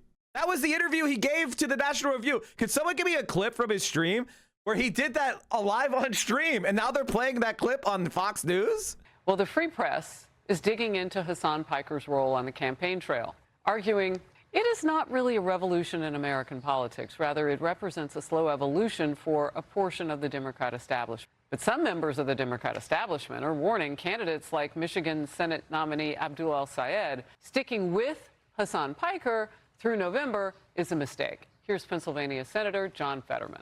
We have to understand, and this is something, it's almost boring for me to say. Like, you guys should, like, chatters, you should just save all the tweets I've had where I said vote blue no matter who goes one way. The moment we start winning, they're going to stab us in the back like they did to Corbyn. Like, it's so predictable, it's almost banal. And the question we have are Americans dumber than Brits? And I'm going to have to tell you, the answer is no. We are actually smarter than British people, which is a very good thing. Thank God. We are much smarter than British people. I think we're going to be okay. It's a very low bar. Be proud of your country. At least we're not British. We fought a war to not be British, and it's paying off. I just want to issue a dare. Continue to campaign with HASAN Piker right now. Oh my God, HASAN is making Fetterman wear a suit. The only time I've seen Fetterman wear a suit was when he was sucking off Netanyahu. I have to start wearing suits now because they even got Fetterman into the suits. They've got Abdul in a suit. Suit game. We're in a general election now. I dare you. Keep campaigning with some. Here's the National Review clip. 656. I criticize it endlessly. If I didn't love America, I wouldn't be here. I came here when I was. Sure, just like National Review. Yes. Okay. You guys don't like me too much. Oh my God, dude. I'm never doubting D&D again. I'm never doubting D&D again. If you don't know what I mean Dungeons and Dragons. There is a attribute in Dungeons and Dragons called charisma, right? And oftentimes you will like, you have a different attribute score, which adds like a flat modifier when you roll, okay?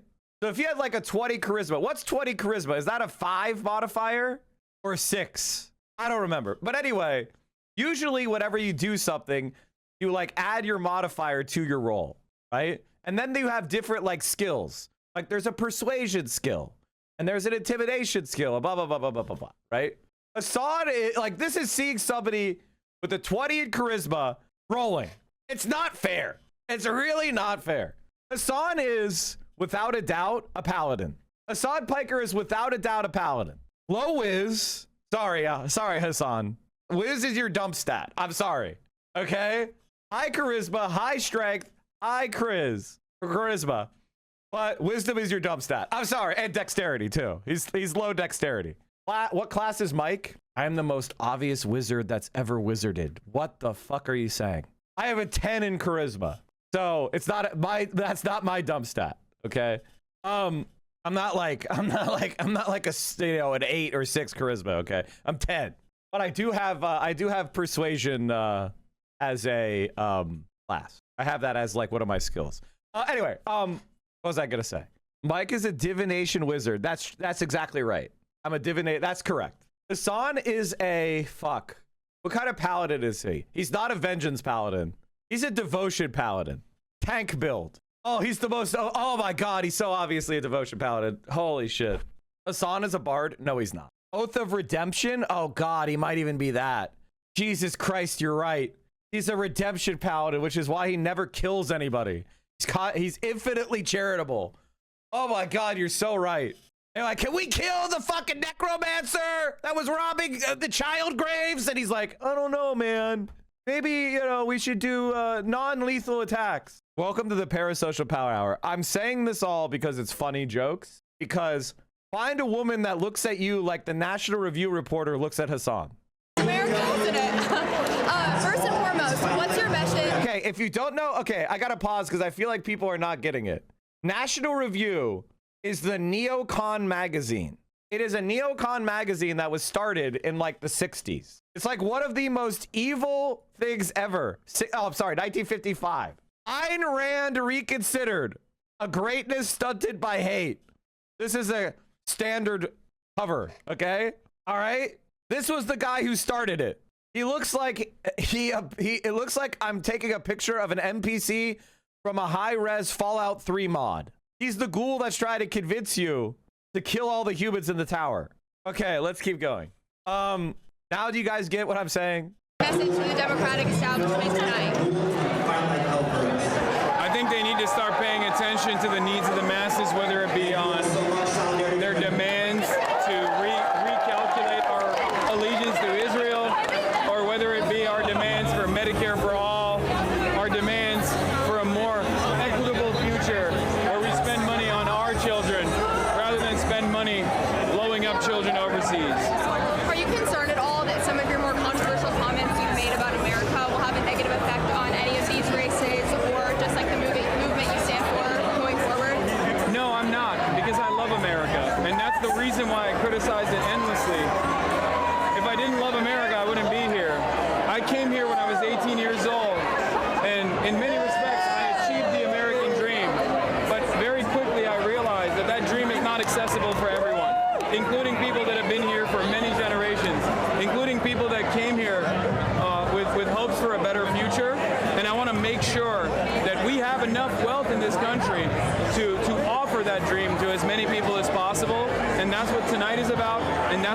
movement is about.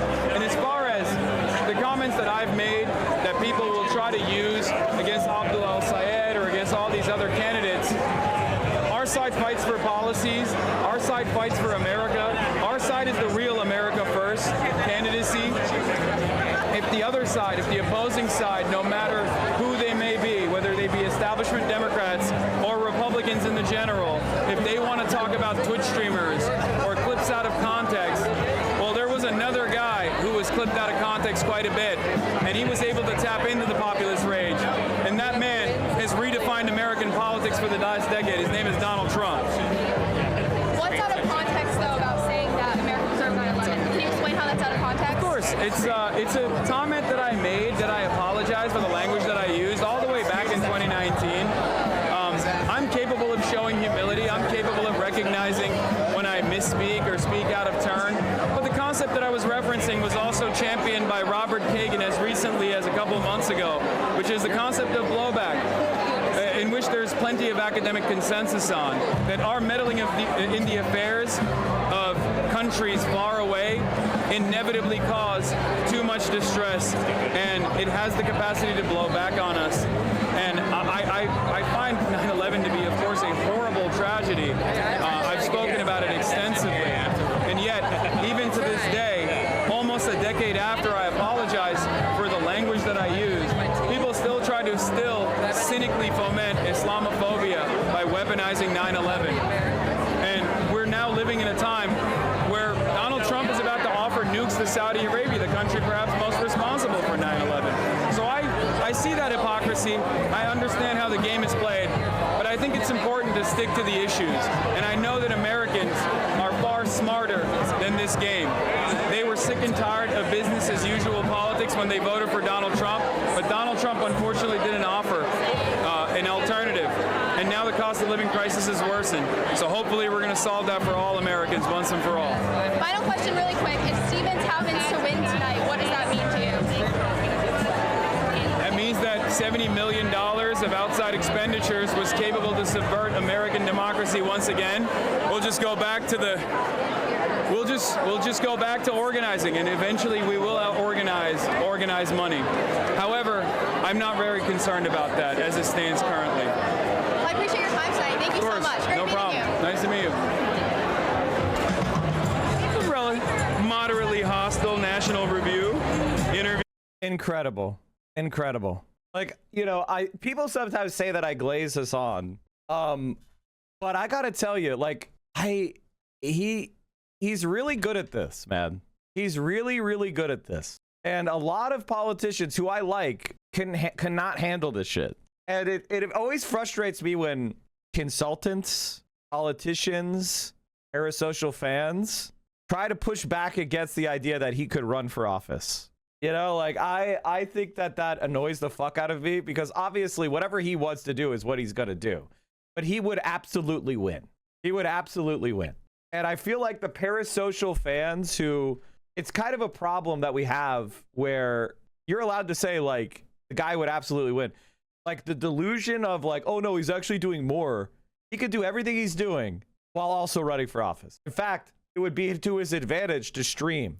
It would be to his advantage to raise money through his community. It would be to his advantage to go around the country and campaign and have a national presence. Like, nothing that he's doing now he couldn't do in office. They're just wrong. They don't know what they're talking about. Unless he runs for, like, executive office, which is different than a legislative position.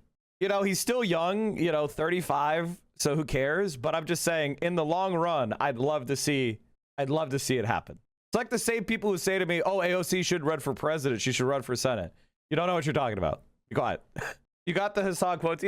Yeah, this is incredible. Milak Quiros, Donovan, and Justin J. Pearson, pictured here on the couch with HASAN the Hun, have all won their primaries for Congress. While the Beltway commentariat is spending all their time crying on this website about how voters should be more pro-Israel, we're out there doing the work. Perhaps this is why their chosen candidates keep losing. I urge them to start paying attention to MAGA. The economy is dying. He'd have to do something about his Twitch income to make it legal. I mean, I'd assume they'll get a point where money has less meaning for him. You know what I mean? Like, obviously, you want to get your family to the point of having generational security. Like, I understand it. We do live in capitalism. You want to build a base? Like, I get it. Like, you know, I don't begrudge people trying to make a nest egg for their family. I don't think that I'm not against that, especially if you do a job like entertainment or sports, when you never know when it's going to be cut off and you have to restart your life, right? So I'm not begrudging that. But I do think that if he ever had the ambition to run, he would be a great politician. Ladies and gentlemen, the top 5 Act Blue, Abdul El Sayed, is the #1 fundraiser. Let's fucking go. Hopefully we can get Francesca up on here next week. Mike, was there any numbers on AIPAC has left in the tech after squandering 70 mil? I don't know. Like, honestly, man, like, I think it's a foreign intelligence operation. So you're talking about a state. They have infinite resources as far as you're concerned. Like, they can print money, and the Israeli government is backed by the US government, their debt. So they can literally print infinite money. Like, it's like, how much money could the CIA spend? Well, they have their own cash that they can make. All right. Like, it's infinite as far as you're concerned. Someone like Hasan Piker, you know, if I was a Republican, I would just dump $20 million for ads. You know, he pals around with Piker, the guy that, you know, on the 25th anniversary of 9/11. Well, meanwhile, Piker is looking to repeat this week's victory in Michigan next week in Wisconsin, endorsing governor candidate Francesca Hong. Whew, that's going to be a heavy haul. Have you heard this woman? She has made several posts that echo, well, Hasan Piker, but she's a brand of her own, though. Shock jaw socialism. That's what she's about. Defund police.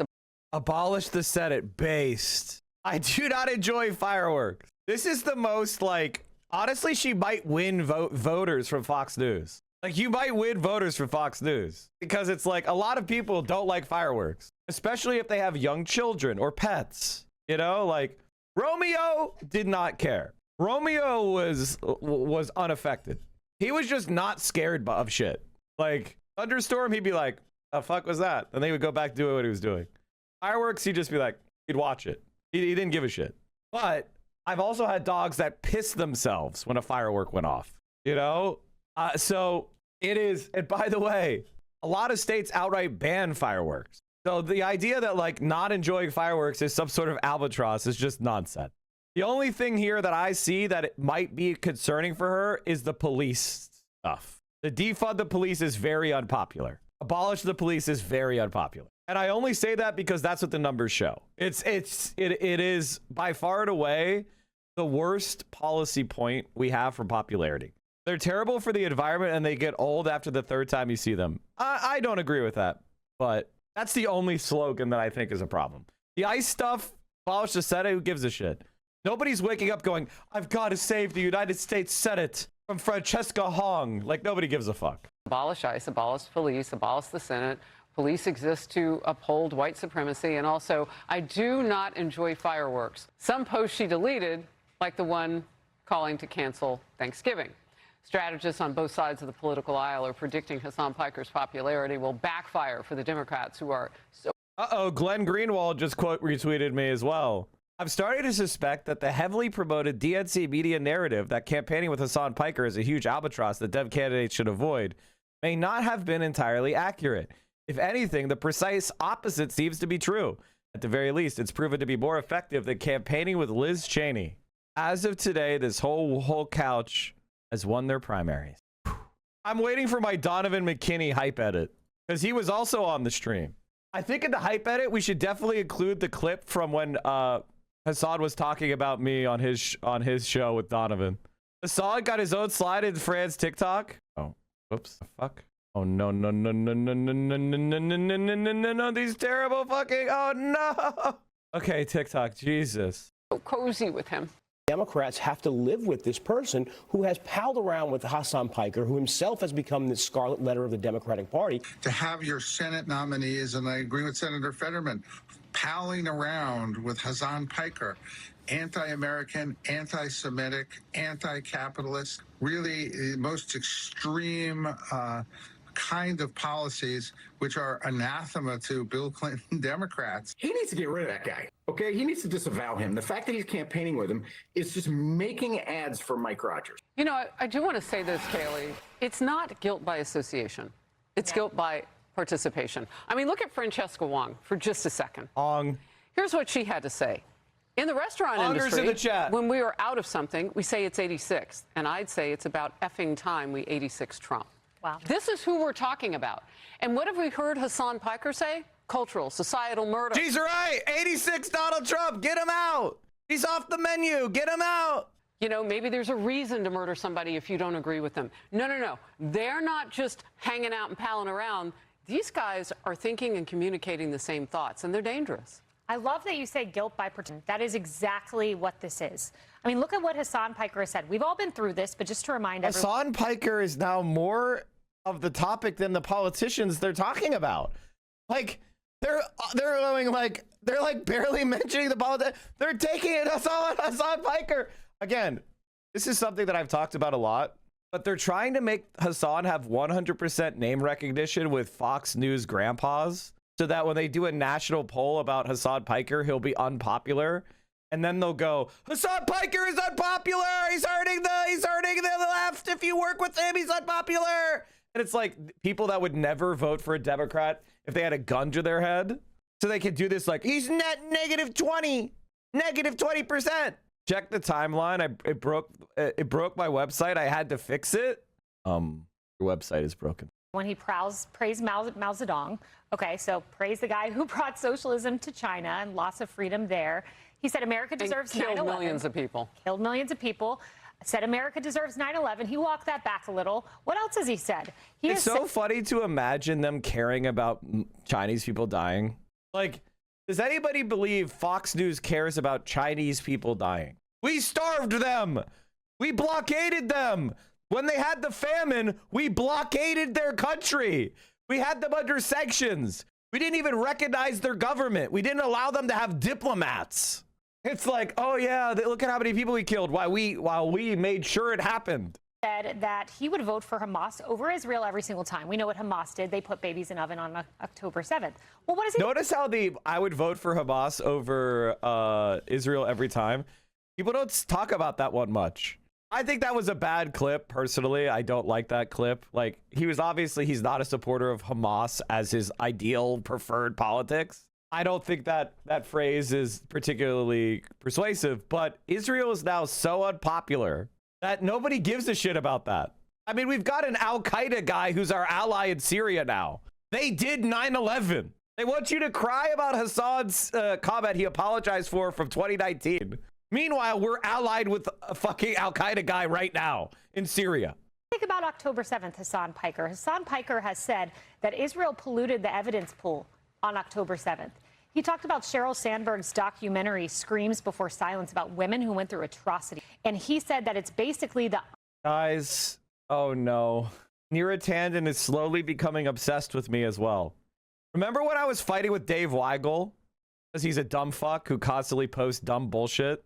Neera Tanden retweeted his posts attacking me.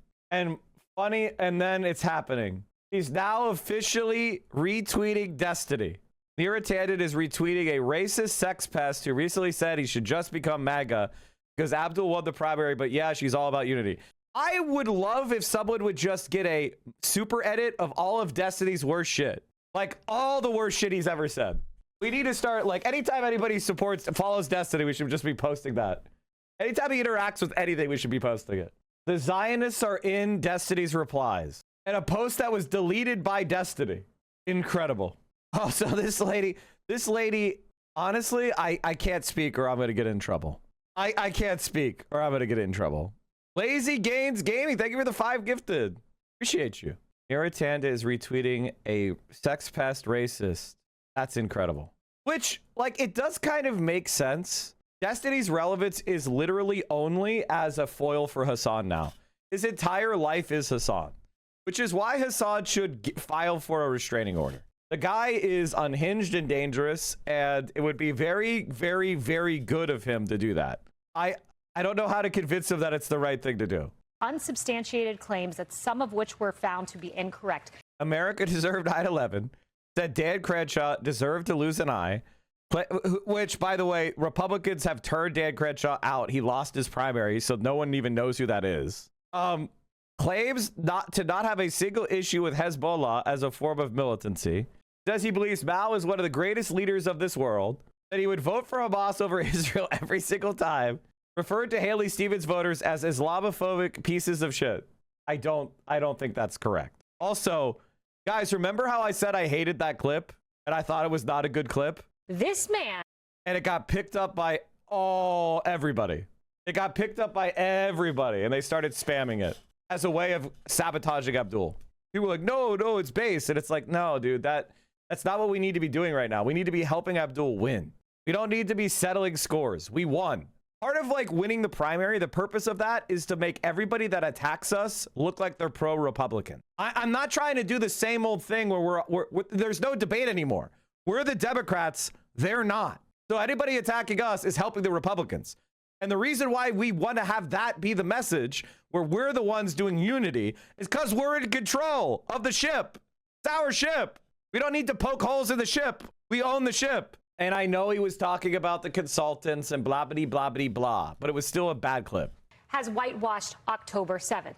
So what does El Sayed do? Monday night, he goes to a pool party with the man who said America deserves 9/11 the day before his election, the most important political day of his life.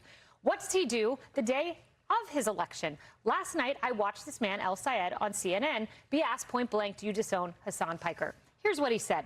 I'm less focused on folks campaigning with me, more focused on folks I'm campaigning to. In other words, I do not disown Hasan Piker, the guy who said America deserves 9/11. And then finally, I see a CNN print article this morning. He said, I think people get really worried about Piker, but you think about who Mike Rogers has been palling around with. Mike Rogers has never palled around with anyone who said that we deserved a day when thousands of Americans died. That is what El Sayed... He supported all the January 6th attackers. He's a fucking election denier. That's literal treason. Mike, I strongly disagree with you. Sucks there's so much bad faith interpretation. Here's what I want you guys to understand. And it's something that you're just going to need to learn to deal with, or else you should check the fuck out. This is not a safe space. This is a political space. And sometimes that means swallowing shit we don't like. Sometimes that means we understand that this country is fucking Islamophobic. But we have a Muslim man we're trying to put into power. And going around and lecturing and hectoring people is distracting from that project. I said it's a safe space to learn, not a safe space to go around and lecture people and hector them. You know what I mean? Like, if we say a clip and all of our ops use the clip, then that was a bad clip. If the clips are not bringing people in, if they're pushing them out, if they're able to be reframed, it's just a bad clip. We need to think about it in the future. We don't need to debate about that. We just go, okay, that was probably not done correctly. That was probably not explained correctly. Don't stop critiquing Hasan in public. Keep it private. Don't give the right opportunities to sow division. I am not criticizing Hasan. I'm criticizing you. I'm criticizing the people that are trying to like engage in some sort of like debate about it. I'm trying to make you guys smarter, which is stop boosting clips that the ops are using. You know, we're not, like, none of us could ever be perfect, right? None of us could ever be perfect. I'm going to say dumbass shit. I'm going to phrase things badly. I deserve to be, you know, like when I have a bad clip, I don't want people running around saying, actually, it's a good clip. It's just, you know, part of the problem is we need to like improve our arguments. We need to improve our presentation. We need to improve the way that we approach the situation. And if ops are sourcing clips from us, then that's not good. That's not good. Okay? Your request the other day was for that fan account to put it down, not for Hasan not to have said. Hasan was right. Hasan was right about there being a lot of Islamophobic consultant pieces of shit. He's totally right. But we're winning, you know? But we still have a general election ahead of us. We need the Haley Stevens voters. We need every Democrat to vote for Abdul. And we have to make that palatable for as many people as we can. I think there's a lot of people that have antisocial personalities who are used to politics on the left just being yelling critiques and screaming at people in power. They're not used to it. It's us. We're in power now. When we are making arguments to uninvolved people, it's for our power. We have to have a different gear. We have to have a persuasive gear.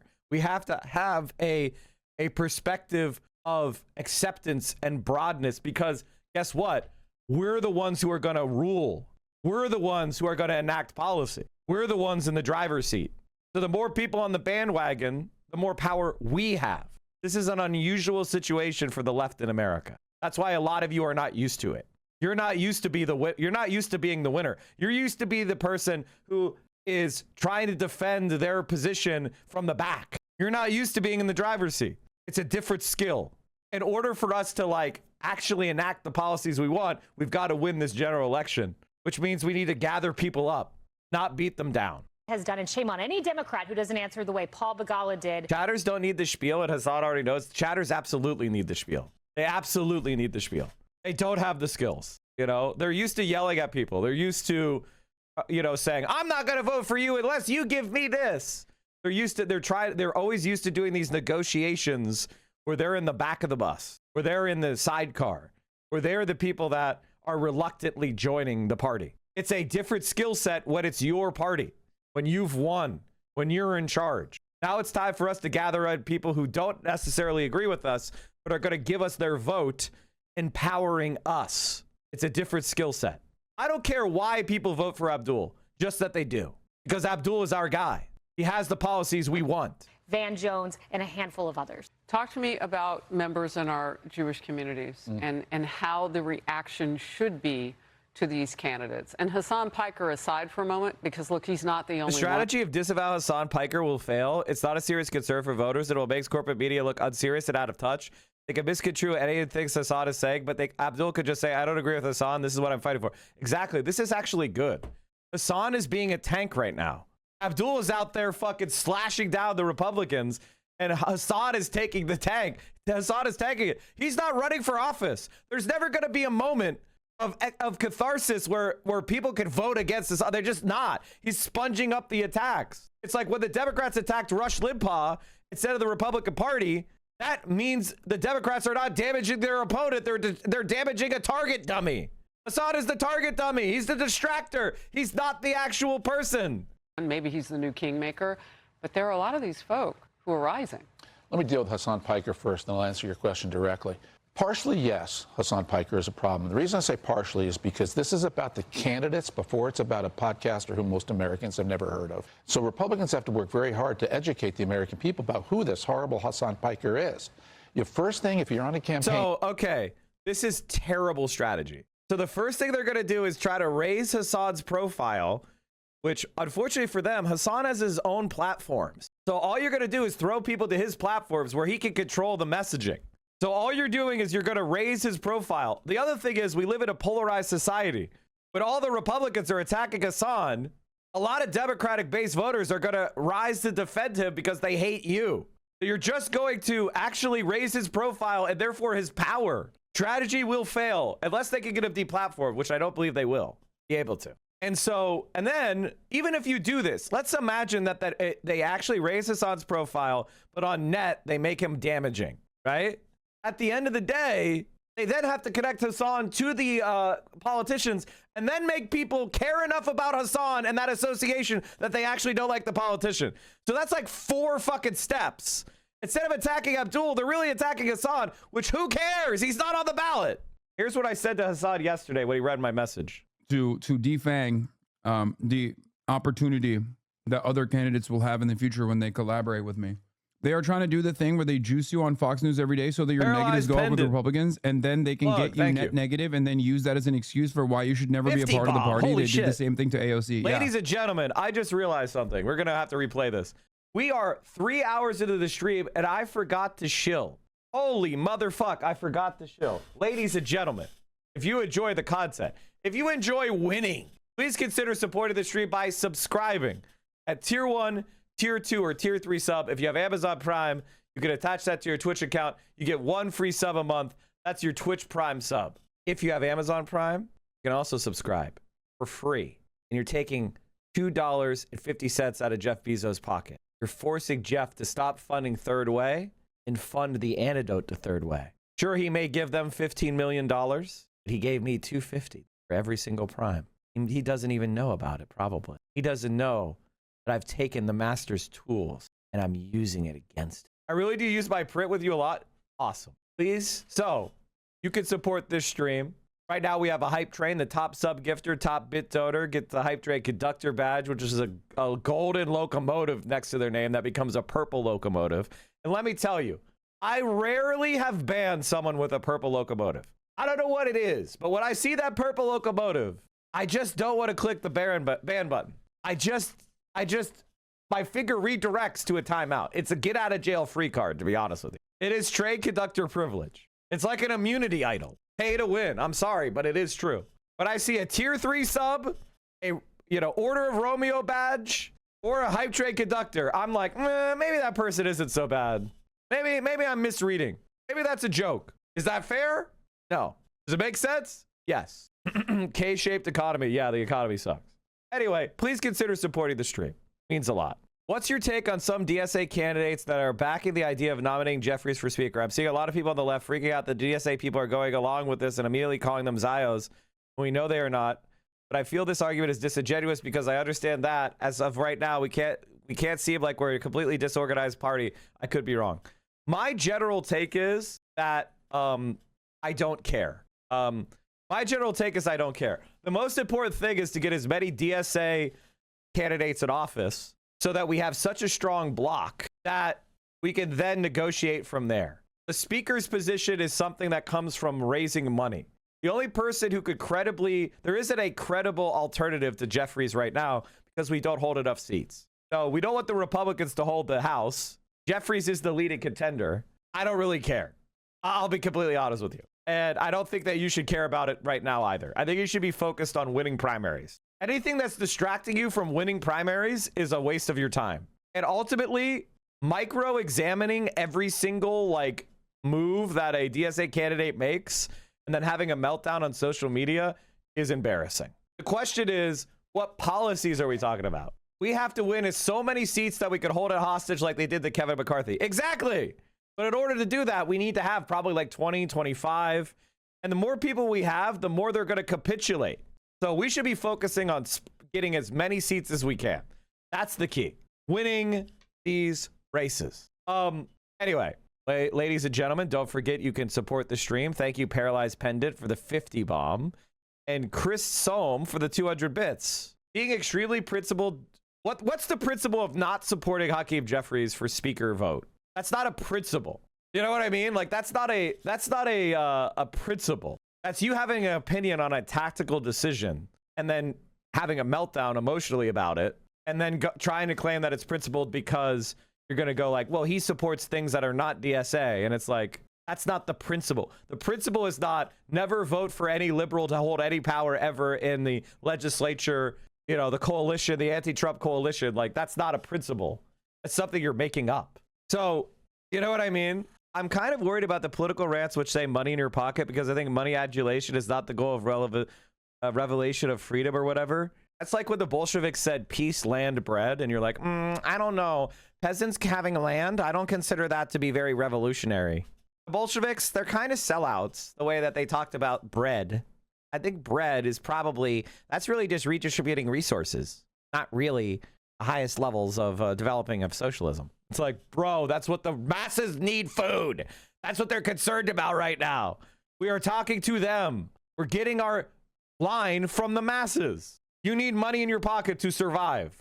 Medicare for all is about getting health care that you need to survive. It's relevant. And the way we're doing it is by what? Attacking our class enemies. The NRSC retweeted tech tone. Oh my God. I need to craft a post. Let's go back to this. Yeah. No, that's the strategy for sure. And also, they're doing it on the Democratic front as well because I'm not an elected representative. So they're hitting the electability argument to be well, HASAN is not electable. It's well, bitch, I'm not fucking running for office. So Democrats and Republicans can both do that, whereas Democrats couldn't do that to AOC because AOC was an elected representative. But that's basically what it is. It can't be underestimated how much the consultants and media figures just have personal enmity towards you. And that also plays a role. Yes. The problem for them is this doesn't go away because the movement doesn't go away.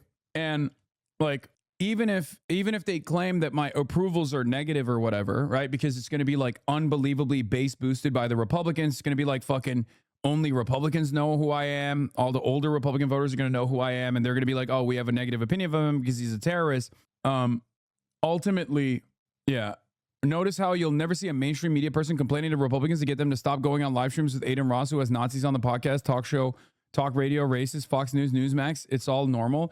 Dude, fuck Aiden Ross, Charlie Kirk. Can you imagine a media cycle at Fox News being like, should Republicans appear alongside Charlie Kirk, who have said that like black women shouldn't be pilots? Like, can you imagine a world where CNN, MSNBC were like, well, Charlie Kirk is operating on these, Charlie Kirk is out stumping for the like, can you think about a world where CNN and MSNBC are literally talking about Charlie Kirk in the way that they talk about me right now on Fox News or even on CNN and MSNBC? There is no equivocation. There is no moral equivalence between what I broadly represent. If Hasan and I were conservatives, they would be giving me $50 million a year. I'm not kidding. I'm not kidding. If Hasan was a conservative, he would have $1 billion organization behind him. Like, I need you to understand that I'm blasted and slandered by Democratic. By the way, 5 seconds left on the hype train. Thank you guys so much for the support. I'm blasted and slandered by Democrats. If I was a Republican, if I was sitting here in the middle of a Friday morning in fucking August, and I had 5,000 people under the age of 40 or 50 fired up about electoral politics, but I was a Republican, they would be sucking my cock from the back. I would have a show on Fox News. Like, this is, but as far as I'm concerned, I get attacked by Zateo, for God's sake. Like, I'm lucky if I don't get called an anti-Semite on Zateo. Like, the left is just, it's just cancer. Being popular, they hate you for it. I get more shit talk from me from left-wingers even. You got attacked. Are you fucking kidding me? The only person who gets attacked more than me on Twitch is Hasan. And he's tanking everything, thank God, because I'm a wizard. I don't have very much HP. Hasan has the high constitution score, okay? Getting popularity on the left instantly sends you through an infinite car wash of razor blades. God forbid I ever say anything wrong. I made a joke about, what did I make a joke about? Oh, it's not even important. It's not even important. But people will melt down over anything you do if you have any popularity on the left. Who's the healer and who's the rogue? Caroline is the rogue. Healer is Vio. But Vio is like a Rocket Raccoon healer. She's crawling up the walls, okay? She is like, she's not like the healer that's, I'm getting shot with some weird goo out of a Gatling gun. All right, let's keep going. And Vio says I'm number 30 rocket in the world. Really? Did you hit what's it called? One above all? What's the rank? I don't know. She's like going for one of the high ranks. Anyway, let's keep going. But Charlie Kirk and myself are basically doing kind of the same thing, or were doing kind of the same thing. Okay? A guy who was against. Also, yeah, Ted Cruz tried to ban dildos, which we're going to talk about later.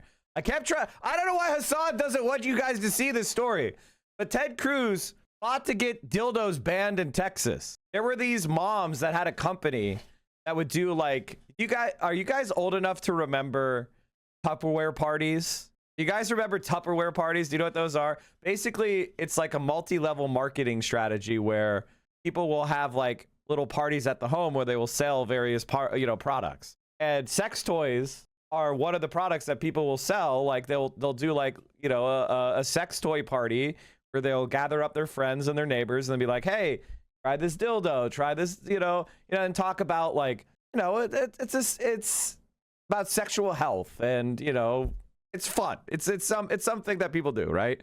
As a way of, as a side hustle, right? You don't like bang each other, but you just kind of like talk about each product and, it's not a sex party. It's just like, it's like showing the wares. Okay.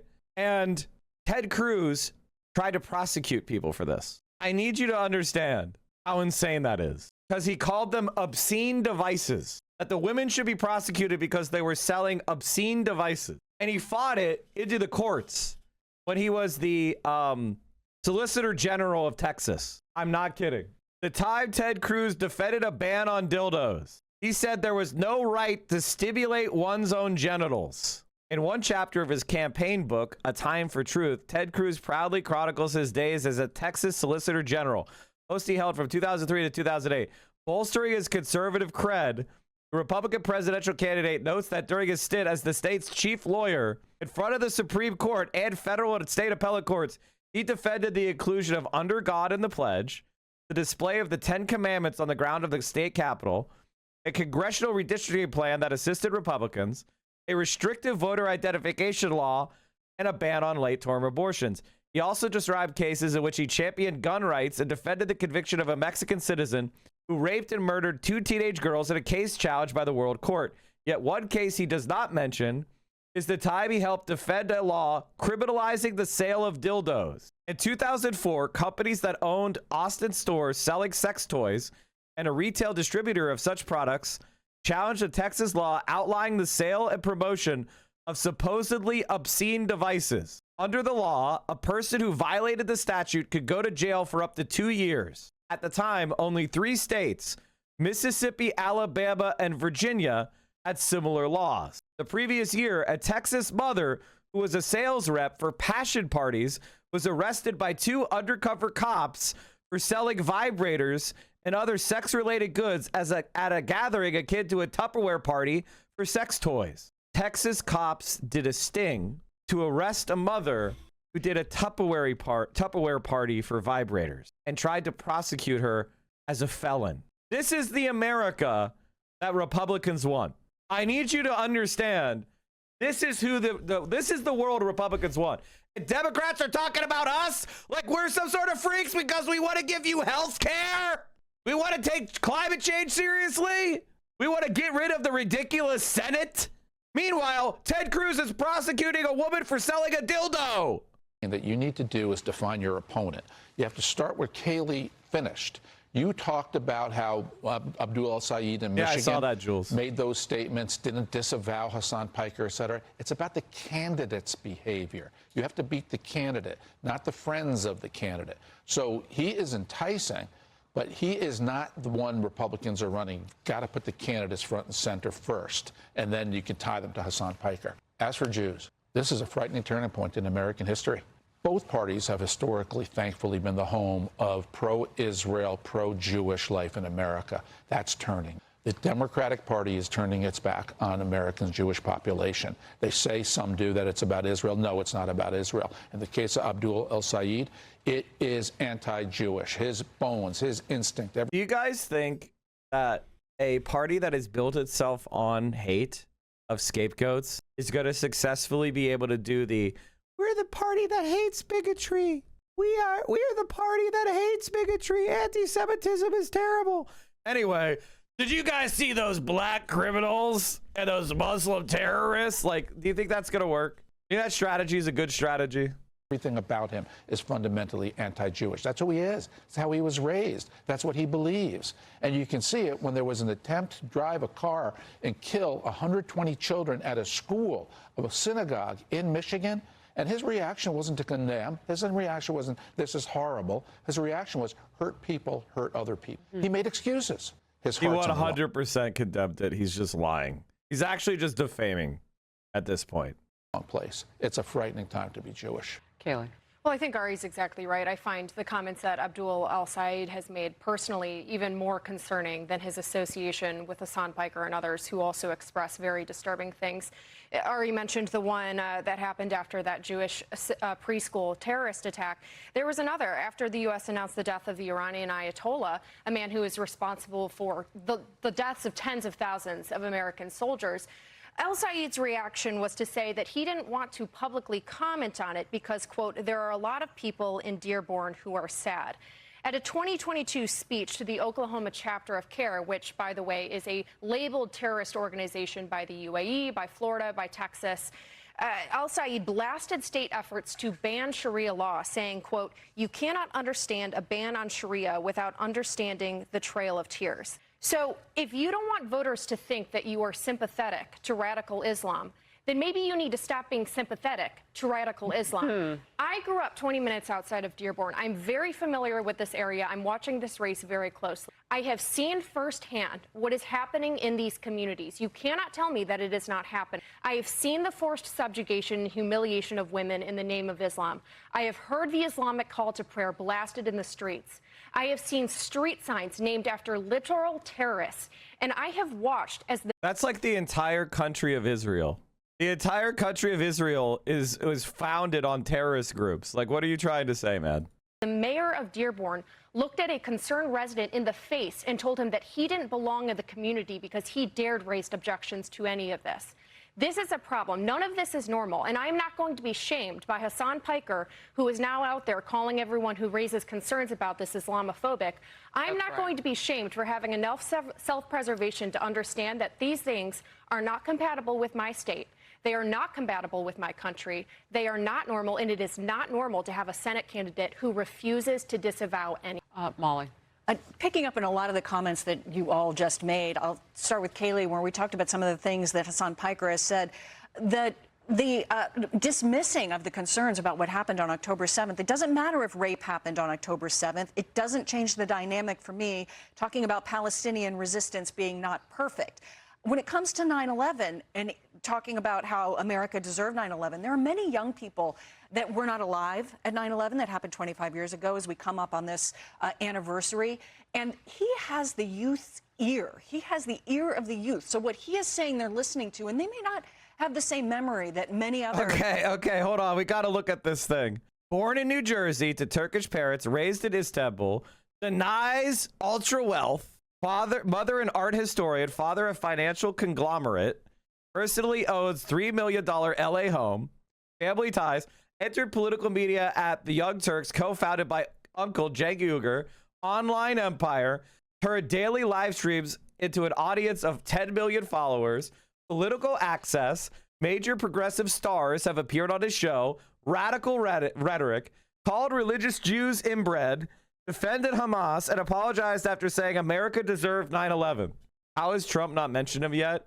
I feel like Trump is scared of Hasan. I literally believe this. I now believe that Trump is scared of Hasan. Like, you know how much he glazed Zoran. I think he's legitimately scared of Hasan. I think he thinks Hasan is so sexy and so compelling that if he talks about him, that it's going to be a wrap. Like, it seems almost intentional at this point that he's scared of Hasan. And the one thing about Trump is he knows he's a media guy. He's always talking about how you need to have attractive people. He's always talking about what's called central casting. If you're not a media person, basically central casting is actors who are signed by a studio and they are they exist ready to be put into studio films. And usually they are like very, conventionally attractive people. So he's always talking about these people are right out of central casting. What that means is they're super hot. Okay, that's old people talk for they're super hot. And so the fact that he's not mentioning Hasan is crazy, because you saw how he glazed Zoran, how he was practically drooling. I think he might fall to his knees if he talks about Hasan. Have you seen these demographic polls of Fran? We'll talk about it next. The same memory that many others experienced on that day in 9/11. So you have to get in there and talk to the youth of America and make sure that, rational, normal, accurate historical information is given to our young people. When it comes to what he's doing, he's not just, one of the most popular streamers on the American left and has the ear of the youth. He's also attending, political conferences. He goes to the DSA. He sits there and talks with the people there at the DSA and is intimately woven into the political fabric of this very left side ideology. And that's something for the Democrats to be particularly concerned about, because the mainstreaming of what would be perceived as once radical and fringe ideas, the mainstreaming of that is what's happening. And that's why we're seeing things like 103 House Democrats voting on amendments to eliminate billions of dollars in aid to Israel. And that's the big concern for the Democratic Party, that his ideas will be normalized and embraced. Yeah, it's already happening. I mean, because he is a good communicator. And I've said this before, on the far left, the far left, they're able to really communicate what they want better than the establishment. And I do think that that's a generational difference in some instances. You say they have the youth's ear. They're in the vernacular, but they're writing part of this too. They're driving it. So he's streaming. He has more people watching him than Chuck Schumer on any given day. I mean, that's just a fact. So how do you compete with that? Well, then you've got to have other voices that communicate with the public. that get out there. I think the job is mighty, but Republicans are up to it, but they got to lean in. Yeah. Be sure to like. And I think that the thing about Republicans that you guys... I'm a good citizen. The thing about Republicans that you guys might not understand is they're actually better at this than conservative Democrats. Conservative Democrats are not incentivized to be good. Whereas on the Republicans, they pay people that are good at their jobs, but are mercenary. So they're like better able to recognize the threat. For example, there was a memo about Francesca Hong, about how she was dangerous in the general election. Not something that centrist Democrats would ever say. And here's the thing. The final poll has dropped for the Wisconsin governor's race. And going into the weekend of GOTV, we've got to work our asses off. Francesca Hong is leading by 22 points. We absolutely cannot rest on our laurels. We need to run through the tape. The job is not done. And if you go inside the internals, she is leading 18 to 29s by 69 points, 30 to 44 by 54 points, and 45s to 64 by 18 points. Only the age 65 plus, she is tied. There is not one demographic where she trails. And she is winning Assad level numbers for millennials and Gen Z. This is Gen Z. This is millennial. Millennial is 30 to 44. Gen Z is 18 to 29. That is the division. Assad level numbers with Gen Z and millennial. But she's also winning Gen X, which is an unbelievable W. I mean, I don't know what to say. So we got to turn them out and we got to win. The goal, break 50. Now, I'll be honest with you, chat. I'd like to see a big landslide. I'd like to be a big landslide. Right now, we have the phone bank up. We also have my fundraiser. If we want to try to get my fundraiser above 40K, that would be sweet. We're at $36,818.80. If you want to throw her a couple last bucks, that would be nice. I'm canvassing for Fran and Juliana this weekend. I'll see you out there because I'm arriving. I will be heading there for GOTV. So I'll see you guys in Madison. I'll see you guys in Milwaukee. Get out there. Work your fucking asses off. Run through the tape. Run through the tape. Sabex Tiger, I already tweeted that. It has 1,000 tweets on Twitter or 1,000 likes. How am I feeling about Oliver Larkin's race? Let me finish Francesca. That's how I feel about it. Okay? Let me finish Francesca before I worry about him.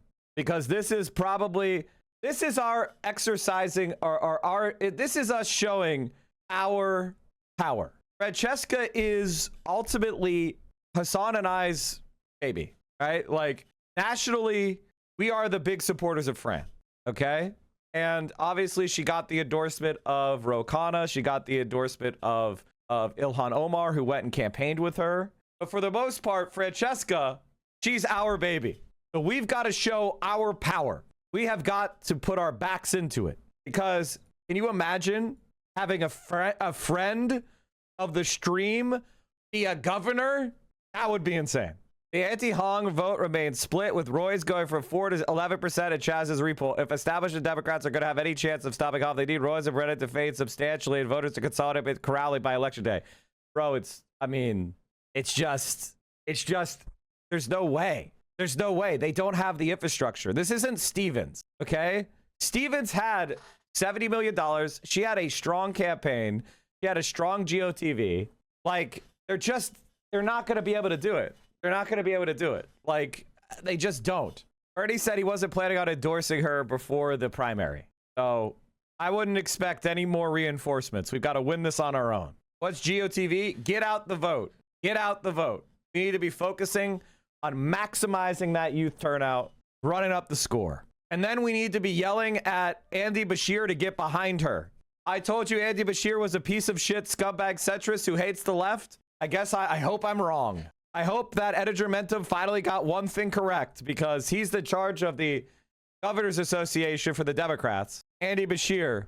In the latest chapo, they were making fun of Hong a bit. That's further evidence that you need to go on there. They could really use your insight. They have no interest in platforming me. They don't really pay attention to, like, politics. more of like a cultural commentary show than it is like a political show. Hey man, is there a way I could get a direct contact with you when you come to Milwaukee? Just DM me. I'll be around for a few days. We're probably going to be talking about Heath after Florida. He's probably going to be he's moving on up. Why hate Chapo? I mean, they've been pretty much checked out of the left since 2020. You know, like they're not really, like they used to be more involved with the way the left was growing in America, but now they're kind of checked out. I think they got broken by Bernie losing. They kind of checked out. It's unfortunate. I used to like the show a lot, but you know, do you see them popping up a lot now? We just won like record-shattering number of DSA races. Are they popping up? What about Jason? I have looked at Jason a little bit. Maybe I'm wrong. Hopefully I'm wrong. Maybe we can hang out again. All right. New York Times has done a focus group with black voters. They love Zoran. And this is something that I think is like kind of being understood. Like, I don't think people understand just how popular Zoran is getting, and that his social media game is going up, not down. Like, Zoran Mamdani has now reached critical mass where I don't know how else to explain it. Like, here's Cardi, what do you think describe America here's Cardi B being asked about Zoran. 363,000 likes. Where? About Mamdani as a New Yorker. He's so sweet. He's amazing. He's young. I love him. He really do want to make a difference. If you feel like he promised you something and he hasn't delivered, it's because they're making it hard for him. I swear, he really wants to change. Thank you for the support, madam. Can we see Cardi? What? No, she just said she loves him, and if he's not delivering on something, it's because they're making it hard for him. The mayors is in full effect. I'm trying to tell y'all. I'm shaking hands, kissing babies. Look, I paid for the rent for my grandmother's building. She refuses to move out of Harlem, right? And so I paid the rent last Christmas for everybody, all the tenants in her building.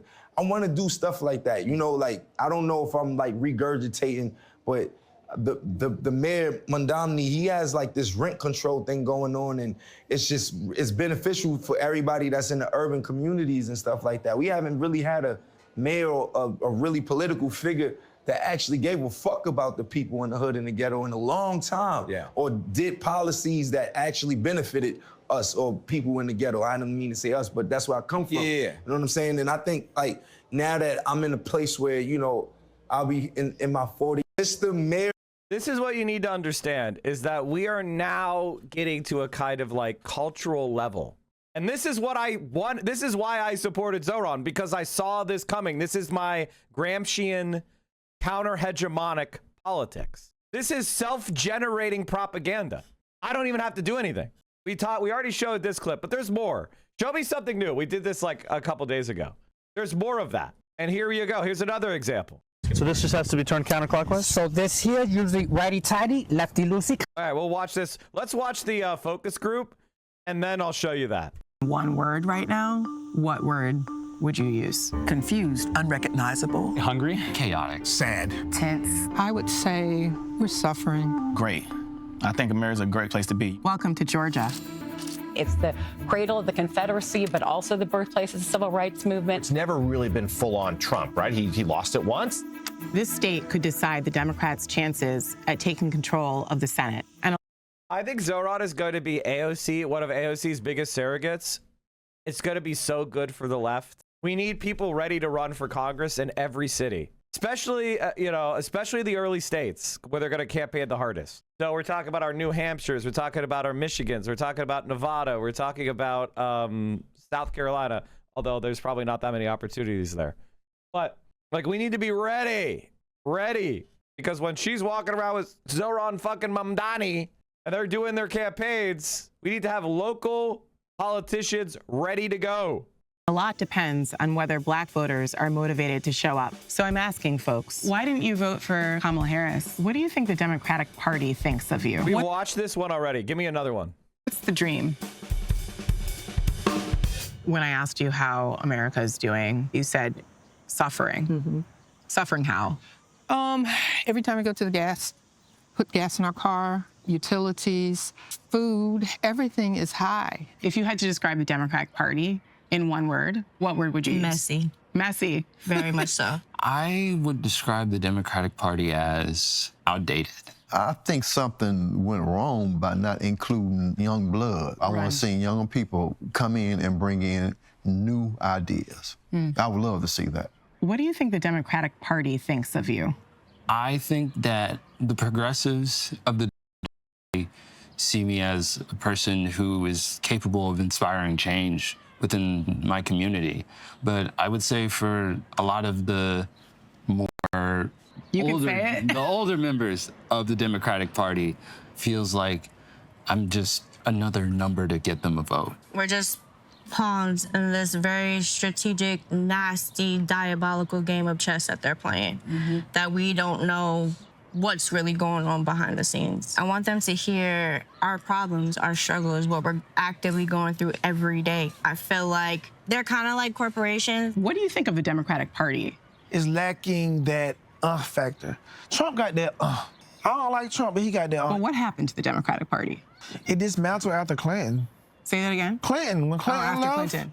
it was over with. Who did we have after Clinton? Oh, Obama was cool. Let me tell you, I love Obama. It was Obama, then Clinton. Then Clinton. Yeah. Yeah, well, I'm talking about the first Clinton. Okay. Before me. Oh, I'm sorry. You're talking about Bill. I'm talking about, oh boy, Bill, yeah. Oh, The first black president. The first black president, right? Bill had his issues, of course. Do you think the Democratic Party has just become too corporate? Absolutely. I like the way he phrased that. They're definitely too corporate. It's too much, it's too messy, it's too corporate, it's too many politics. No pun. Do you think that the Democratic Party cares about you? It's like that auntie, right, at the cookout to come over there and she act like she cool with people, but she look down on people.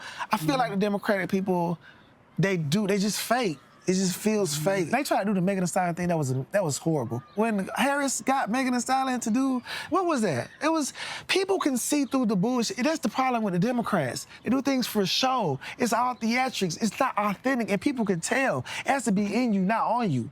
And people can smell it. I can smell you bullshitting me. And they don't think you can smell it. There was a point that I just voted straight Democrat. Now I'm at the point that I'm actually taking the time to look at each candidate, to actually see the ballot before I go to the voting booth to know what I'm doing. The first time I voted for Obama, I thought it was going to make a difference.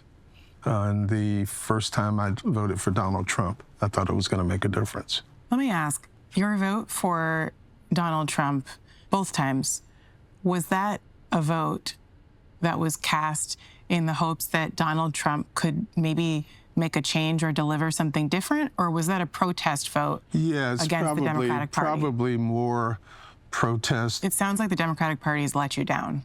I think government has let me down. How do you think Donald Trump has done so far? I kind of like where he's going with revitalizing industry. I see that as an opportunity for communities like ours, small communities, to get young people, men and women, involved with skilled trades that pay very well. Do you think the Democrats are focused on the wrong issues? I think so. I talk to my wife about it all the time. I want them to be a catalyst for economic development here in the United States and in the world. Okay. So if they were to concentrate more on that rather than social issues, I think we could move forward. If I'm hearing Remember, like a lot of, I'm not somebody who, you know, the social issues, so-called, the culture war stuff becomes more relevant because they don't want to talk about economic redistribution. They don't want to talk about building up the working class. They don't want to talk about actually fighting against the wealthy who have hoovered up all opportunity in this country. You correctly, no matter who was in office, different Republicans, Democrats, white folks, black folks, whoever, there hasn't been change that you've seen. Not in my opinion. Obama was the president for 8 years. Albany still looked the same. Joe Biden became president. Albany still looked the same. Donald Trump was president 2 terms. Albany still looks the same. We've been sold the idea that the only way our communities are going to change is if we go to the voting polls. And that is absolutely not the truth. So why do you vote then? Because I just feel like it's the right thing to do. Your community can change if you actually vote for somebody who's going to use power. But the Democrats and the Republican Party, up until the left takes power, are a uniparty. They're both parties of status quo. The Republicans make things worse a little bit faster than the Democrats do. But fundamentally, they're there to manage the system that exists. And it's only the left, Only people that call themselves proud democratic socialists and maybe a few progressives that are actually trying to structurally change our society. Why? Because too many people died for it. Truly, I only vote to honor the people who fought for me to have the right. Do I have faith? I don't know. I'm just voting because there's a lot of people ahead of me that fought for me to have this right. And maybe one day it'll make sense for me and my kids and my grandkids. Why didn't you vote for Kamala Harris? I feel like at that time in my life, voting was not important to me. I didn't have time to worry about voting or making sure my voice was heard. I was worried more so about surviving and making sure I get to the next day, the next week even, but mainly the next day because it's a day-to-day process for me. Who are some politicians who you do like? I like Bernie Sanders. You like Bernie Sanders? I follow him on every social media platform. I like the New York mayor. Mamdani. I like Mamdani. I like him a lot. What do you like about him? He got that He's a man of the people, and you can tell that. He can't be bought. He might be able to get bought later, but right now he's pretty thorough in the way he practices when he preach. So you like Mamdani? I do, and I think that he is making a blueprint for future politicians to come. I wish that he could be duplicated and we could have him everywhere, honestly, because I just love how he's for the people. Socialists, you know, the word is like it's like a bad word. In the To a lot of people, yeah. To a lot of people, but they have some good points. I mean, there's some things that really take care of, you know, some countries that really do have. By the way, people will pretend like black people hate Bernie Sanders, by the way, and they hate the left. They'll pretend like that's true. This is what I've always said. They like these people. They just go with a socially mediated choice, a collectively made choice, a communally arrived decision. And it's our job to be introduced and integrated in those communities.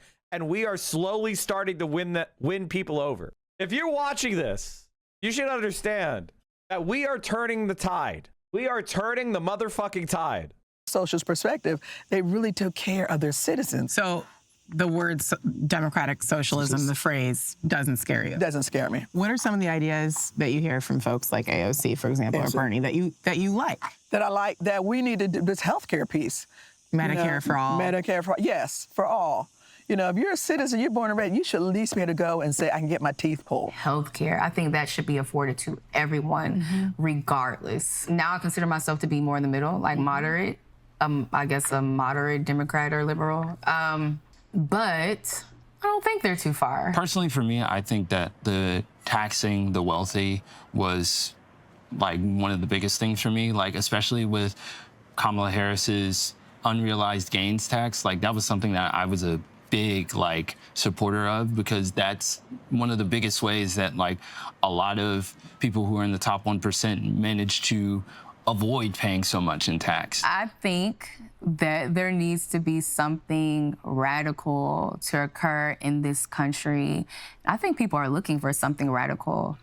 What is your American dream? The American dream for me looks like being able to live like my parents did in the 80s and 90s. If you had to describe life as a black woman in 2026 in one word, what word would you use? By the way, she's like, oh yeah, I'm a moderate, but we need something radical, and the Democratic Socialists are not too far. That's exactly my, like, you see what I mean? Do you see what I mean? People have no idea what moderate means. This has been something that I've been saying for years now. Actually, the very first stream I had fucking 7 years ago, over 7 years ago now, I said, people don't know what moderate means. I'm a moderate who supports radical change.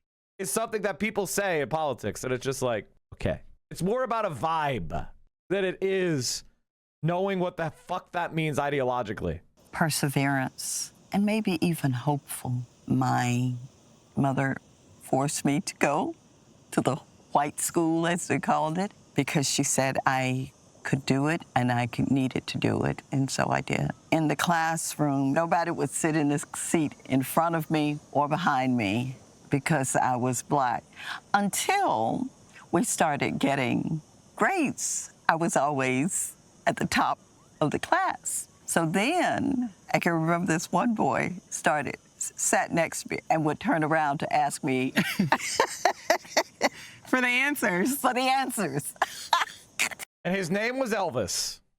You said it feels sometimes like some people in America want to take us back. When you say that, you mean back to Jim Crow? Yeah. Times? Yeah. I think Trump would like to take us back to slavery, to tell you the truth. You know, I mean, I think he'd like all black people to go back to Africa. But maybe he'd keep one or two. You know, we're in a fight to save democracy right now. We have to organize, we have to vote, we have to be vigilant. I talk to my children about everything that concerns us. They know all of their history. What did you tell them about voting? We died. We died. So if we died to do something, it's got to be powerful. It's got to be powerful. It's absolutely powerful if you vote for the people that want to exercise it. If you vote for the people that are not going to do shit, then it's not powerful. You have to put people in power who want to use that power. That means use the state. What does it mean to you to be an American or a Black American today? First, I love America. I've been all around the world, and it is nowhere that I feel as comfortable as I do as America. Even now? Even now. Even in this political climate, even in this social climate, even in this horrible economy that we have, it's still the greatest place that you can be, and I love being American. I just want to see America love me.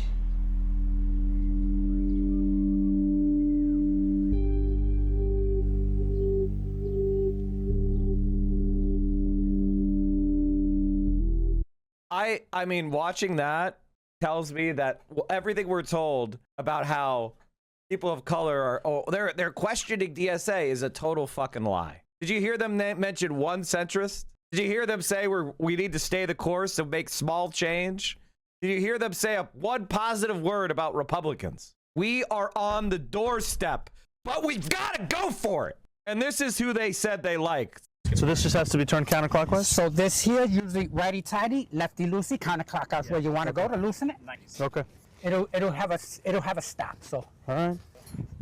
That's it? That's it. Now you're active. So now we're just, if you want to take a sip, what I do normally is because we opened up the line, I let it run for a little bit. Okay. Just to clear out any debris that might have been in there. Now you just let it run for a little bit and then take a sip if you so desire, sir. Absolutely. So, little temporary. Unfortunately, eventually we can create a little waistline and all that, but for now, to get it up and running, because we have so many to do. Would you like some? Absolutely. Come on, let me hold it for you. You work so hard. I'll tell you what. You guys want some water? Absolutely. Come on. They're setting up temporary water fountains because of the heat wave. They took a baseball base to use, I guess, to kneel on. And this is the thing, you know, like, we're not just winning the argument. People are objectively experiencing us winning the argument. Before Mamdani, or just playing with their dicks, twiddling their thumbs. What the fuck were the mayors doing before Mamdani?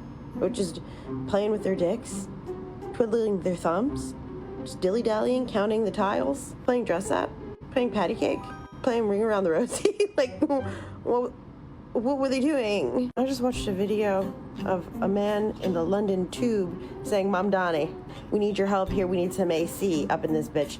We now have international requests for help from the mayor of New York City because he's just like so effective. The Mamdani bat signal is being shown all across the world because he's a public servant and he's actually serving the public.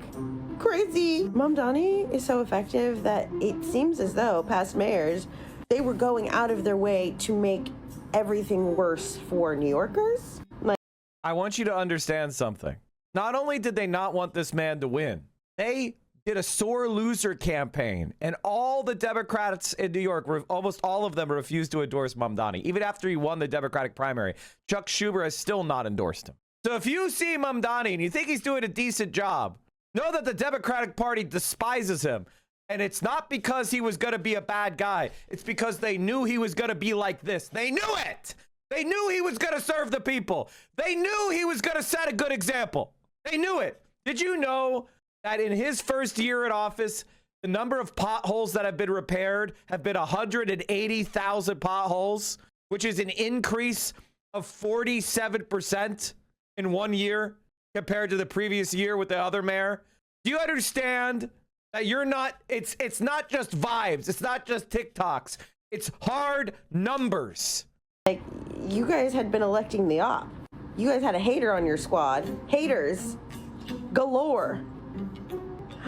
I don't know what the fuck were the mayors doing before Mamdani? Just playing with their dicks? Twiddling their thumbs? And the answer is they have not been playing with their dicks. They were serving their allies. You know what? You know what Mayor Adams is doing right now? He's out there doing data center lobbying for PNK. This happened 3 days ago. Eric Adams booed while lobbying for data center in small Wisconsin town. They serve the interests of Palantir. They serve the interests of the capitalists and Republican capitalists at that. The New York Times reports that Third Way is spending $15 million to discredit democratic socialism ahead of the presidential elections. Their fear, Dr. El Sayed was paving a path for a progressive to seize the party's nomination in 2028 and then go on to lose the general election. What, like Kamala Harris? Like Hillary Clinton? Except that's not their real fear. Their real fear is that the left will go on to win the general election and, like Mamdani, New York City, prove that the left can govern. They're willing to throw the general election to Republicans by smearing the left and dividing and demoralizing the Dem base to avoid that outcome. How do we know they're willing to gamble this way? Because that's how Trump won the first time. This is the fucking reality. Because we know what it's like. Go to Austria. Go to Austria. Go see the left-wing housing policy. They've got a building called Karl Marx Hof. I'm sorry for yelling, but it's just so frustrating because I've got so much of this knowledge in my head, and it's frustrating to me. But my number one op is the people just doubt it. They think it's a fantasy. That I'm just naive. You're naive. You don't know the truth. You don't know enough about the world. And I'm here. I've visited these places. I've seen it with my own eyes. I've seen it. That housing can't be a right. That socialism isn't scary. It's actually beautiful to take care of one another. And that's so many of the problems that we have. They're problems because people are scared. In philosophy, we call it diffidence. That's where you see someone walking the other direction on the sidewalk and you get scared and you worry that they might do something to you. And our politics are shit. Our cities are shit because that fear has seized us. Not an assault, not a robbery, not something that really happened, but the fear of the thing is the killer. And we all live in these little cocoons and we're scared. And these right-wingers and these billionaires who abuse us and exploit us play on those fears. And it's fucking disgusting. And they try to destroy your trust in your neighbor and your love in your neighbor and alienate you and atomize you so that you won't care about them when they're suffering. Every problem you see, somebody's making money on it. But I think people are starting to wake up. I know my generation is. I know Generation Z is. I think there's starting to be an inkling among the older, the old. They're not completely lost, but we can't be outspent 10-1. They're gonna buy that fucking dumb bullshit propaganda. All right. Mark Twain, he said, "You can see my kind of loyalty was loyalty to one's country, not to its institutions or its office holders. The country is the real thing, the substantial thing, the eternal thing. It is the thing to watch over and care for and be loyal to. Institutions are extraneous. They are its mere clothing. And clothing can wear out, become ragged, cease to be comfortable, cease to protect the body from winter, disease, and death. To be loyal to rags, to shout for rags, to worship rags, to die for rags. That is the loyalty of unreason. It is pure animal. And the Democratic Party is a rag, and it's got to be fixed up or thrown in the trash." Newest poll for Oliver Larkin's race.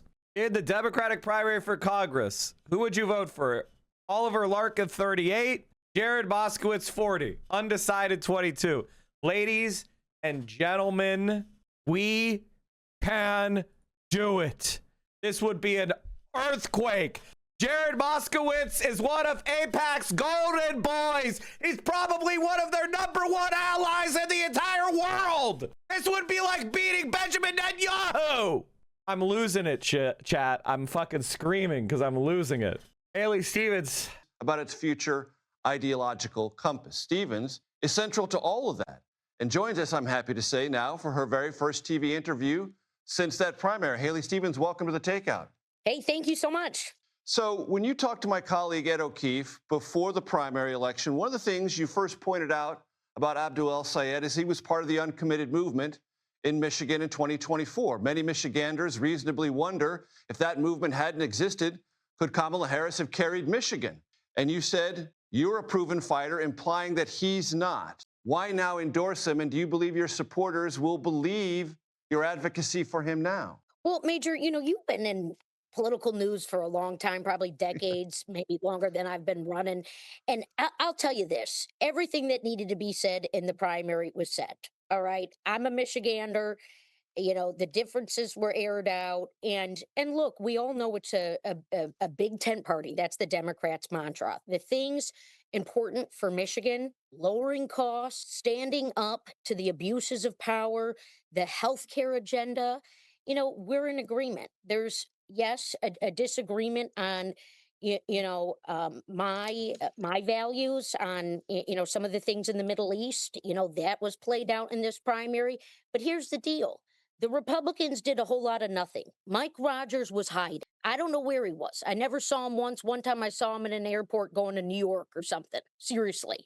This guy wants to rubber stamp Trump's agenda. This is not going to work for Michigan. The time for all this negative, nasty, the disunity stuff, it's over. I'm going to continue to hold my beliefs. I know it's a word sometimes that people don't understand, but I am a Democratic Zionist. I'm proud to say that. I know people boo on that, but there's a home. Damn, I know people boo on that. I know people boo on that. I think she does blame AIPAC. I think for her, she's like, she's not Jewish. And I mean, her career was really made by AIPAC, so of course she had to do it. But I think like this defeat, she is in her mind, the way she's kind of like dealing with it is to go, Israel just is unpopular there. And I'm sure if she were to talk to it in an unguarded moment, totally safe, in a mutual NDA, she would say, Israel is committing too many war crimes. Israel is committing too many war crimes. They're impossible to defend. Everyone hates them. I wish, I'm sure she would say they were wrong, by the way. But she's an opportunist, and she says, they were the ones who were going to support me. She was almost a United States senator. And for her, she's like, what's best for me? Well, what's best for her is to be a Democrat. She wants to run for office again. And she would rather not be seen as somebody who was supporting Republicans. So she's going to do the minimum amount to help Abdul. And you know what? Thank you. I want her to go out there and tell people to vote for him. I want her to go out there and tell them that he's okay. Because we need every single vote to beat Mike Rogers. We don't have the luxury of beating her up. As long as she's supporting him and not making us change a single policy, we'll take it. In the party that I'm still in for someone like me, I'm going to push those who go into elected leadership. But right now, I am going to be a part of stopping MAGA and Trump. These guys are corrupt. They're broken. They're wrong. I want to make sure that the people on the east side of Detroit get health care. I want to make sure that the industrial policy agenda that's going to lessen our dependence on China and create jobs is heard. I'm going to continue to wonk out and work out. I actually just had Christina Hines, who won a really big primary in Michigan's 10th district. This is Macomb County. For all you people who like politics, right? I had Christina over to the house today. We're fundraising. We're doing politics. We're getting her endorsements. She's going to flip the seat from red to blue. She's going to be an amazing voice. Please look her up. Please pay attention. We already were talking to party leadership about this, because the deal is that Hakeem Jeffries is going to become the Speaker of the House from a place called Michigan, and Christina Hines is going to be a huge part of that. I mean, like, again, this is what it's like. It's odd, it's a position that we've wanted to be in for a while, where we were in charge of the coalition, right? When people talk about a big tent, they're talking about, whether the flap covers up. We're in the back of the tent, barely inside the flap. Now we are the ringmaster. We're in the center of the circus tent. Abdul is the one with the whip in the chair. Okay? And it's these liberal Zionists that are hanging out by the flap. And fundamentally, if she's going to be the one, she'll cast a ballot. We win. And it's an unusual feeling. I got to tell you, it feels weird. It absolutely feels weird. Will you, Haley Stevens, campaign right alongside and actively and visibly and repetitively with Abdul El-Sayed? Well, I think I just told you I was already campaigning. You're talking about whatever he wants me to do. You know what I mean? Look, I'm a sitting congresswoman. Whatever he wants me to do. I mean, that's literally what more could you want? Like, let's just say I think that AIPAC is really evil and Zionism is a scourge on humanity. But if she's going to bend the knee this hard, then what do you want me to? It's hard for me to, you know, she's not a target. You know, this is what a surrender looks like. You know, at the end of the day, got to let people surrender. 3, months left or so in the term. We got major elections going on. I'm going to be a part of it. They know look, he's good with the rallies. All right. The rallies are a big part of it. I do a lot of meet and greets, with the small business owners. I spend a ton of time with Black-owned businesses. I got a great, proposal about how to do capital structure investment into small businesses that are Black-owned. This is equity. This is intentionality, and there's a bunch of great organizations that Oh my God, the Kamala Harris campaign is still here. Have relationships with in Detroit and Muskegon Heights. And by the way, I mean, here's the thing. Like, it's not that this is like a bad idea necessarily, right? Like, as a very incremental reform, helping people access capital at lower interest rates who have been traditionally excluded is an egalitarian program in the strictest sense. I don't think it's going to be sufficient. I don't think it's going to get people excited off the couch, but okay. I want to make sure those guys still feel heard. So, that's Abdul's got a big campaign to run. We did the unity deal. He's going to make a lot. It's 89 days. But my focus here is, no Rogers, no Republicans. I think it's a blue wave for the Dems. I really do. I love the party. I love my values and my beliefs, of which I just shared with you. And Right. Abdul and I had we had our primary. It's over. It's over. I mean, that's vote blue no matter who. I mean, it's hard for me to feel any type of way, but okay. I respect that. This is why we run in primaries. I doubted that this would happen. It's hard for me to stay mad. It's hard for me to stay mad. When somebody says, all right, you won, I think it's going to be a blue wave. I'm going to work and I'm going to do whatever he says. What do you want me to say? It's hard. She's doing the opposite of Cuomo. She's doing the opposite of probably the most vile person in politics who got defeated in a primary, who's like literally trying to throw the election in Texas. It's so fucking gross. Like Jasmine Crockett trying to throw the election in Texas. It's so fucking gross, dude.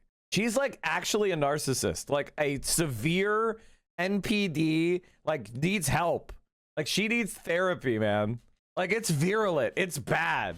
She's living in some delusion. And by the way, Talrico is winning. Every recent poll is showing Talrico winning. And the one thing I respect about Talrico, and maybe I just haven't been looking hard enough, but I haven't seen him punching left. I haven't seen a lot of performative left punching, and maybe I'm wrong. But that's what I want from our centrist. You want to run in a centrist seat? As long as you're not performatively left punching, you can do that. I won't say a word. Here's his polling with Black voters. Talrico is at 87% with Black voters. The people that are like on TikTok or other places promoting the idea that he is unpopular with Black people are insane. That's so insane. That's crazy. Jasmine Crockett is a fucking loser. Holy shit. What a terrible politician. What a terrible politician. What a completely evil person. Like, it's actually wild to me that she's like this. Remember how she was like, oh yeah, I'm like really left wing. God. So I understand that, and I applaud you for accepting the result and pitching in. But during the primary, some things did come up that really cut very close to voters in Michigan. One of them is what happened in March 2026 when a truck loaded with gasoline plowed in to the Temple Israel in West Bloomfield Township. And you told my colleague Ed O'Keefe, that Abdul al-Sayed's reaction to that was problematic for you. It was problematic for a lot of Michiganders. And you said he doesn't recognize Israel's right to exist. Those seem to me, Haley Stevens, to cut very close to the bone. They're not just typical political conversation issues. Have you resolved where Abdul al-Sayed stands on those issues? And when he said, as he did yesterday, that his priority for Jewish Michiganders is just as much as it is to protect his own children, do you believe him? Well, look, I don't speak for Abdul, but I think he knows, where I stood on that issue and where I continue to stand. I'm very focused on rebuilding the temple, where many of my friends have their precious children in day school. That was in my congressional district. It remains a serious matter. And I'm going to make sure that the voices, and the folks who have been impacted all across Oakland County by that temple bombing, and the voices of our Jewish community are heard. And I'm going to do that in the way that my involvement and participation in the American political process allows. Look, let's be really clear, because you're relitigating a primary that's over. It's over. I said what I had to say, and I stand by what I had to say, to be honest with you. And I believe Abdul heard me. But the deal is that no American is my enemy. No Republican is my enemy. No Democrat is my enemy. We got to cut this stuff out. We got to start working together. We got to start looking at this country as, this beautiful, free place that we love. My views are going to continue to be on display. I'm going to continue to be in this party, speaking out against political violence, speaking out against anti-Semitic violence, and, all forms of political violence and hate, absolutely. And in the meantime, the competition's still rolling. I think you guys in the media are going to be coming out to Michigan. This will be exciting. We know you love our state. That's a good thing. Come and go to our small businesses. We need you there when you're in town. But we're going to do something special. This was a special, historic primary. We all know it. Everyone was calling it out one way or another, that there was going to be a 15-point loss, and that wasn't the deal. And that's okay, that these guys had it wrong, and we just showed them the Michigan way. And that's what we're going to show you in November when we beat Mike Rogers. With your emphasis on the future, let me just ask you one question, Haley Stevens, before I let you The go. Michigan way. Healthcare, and it's a big issue. Abdul El-Sayed is an advocate for Medicare for all. Lots of people who look at Medicare for all and all the things that would cover and all the implications of it say it is simply unaffordable, that it would require tremendous amounts of taxation in order to fund all the things therein promised. Are you all on board for Medicare for all? Well, look, we need change, and we need universal health care, and we need health care for everyone. And something that I said to Abdul when, I called to congratulate him on getting the Democratic nomination for U.S. Senate in the great state of Michigan is that we need to make change. I've been working on doing that in the U.S. House to, deal with the bureaucracy and the entanglements of our healthcare system, beating back big pharma to lower the cost of prescription drugs. That was a big triumph. There is more to do. And I said to Abdul, I said, look, it's hard to change it from the inside. I tried. He's picking up the torch alongside Alyssa Slotkin, who was at our unity breakfast. Senator Alyssa Slotkin's going to be, I think she's campaigning alongside Abdul. She's our top of the ticket person, right? She's our soon to be senior senator, Gary Peters.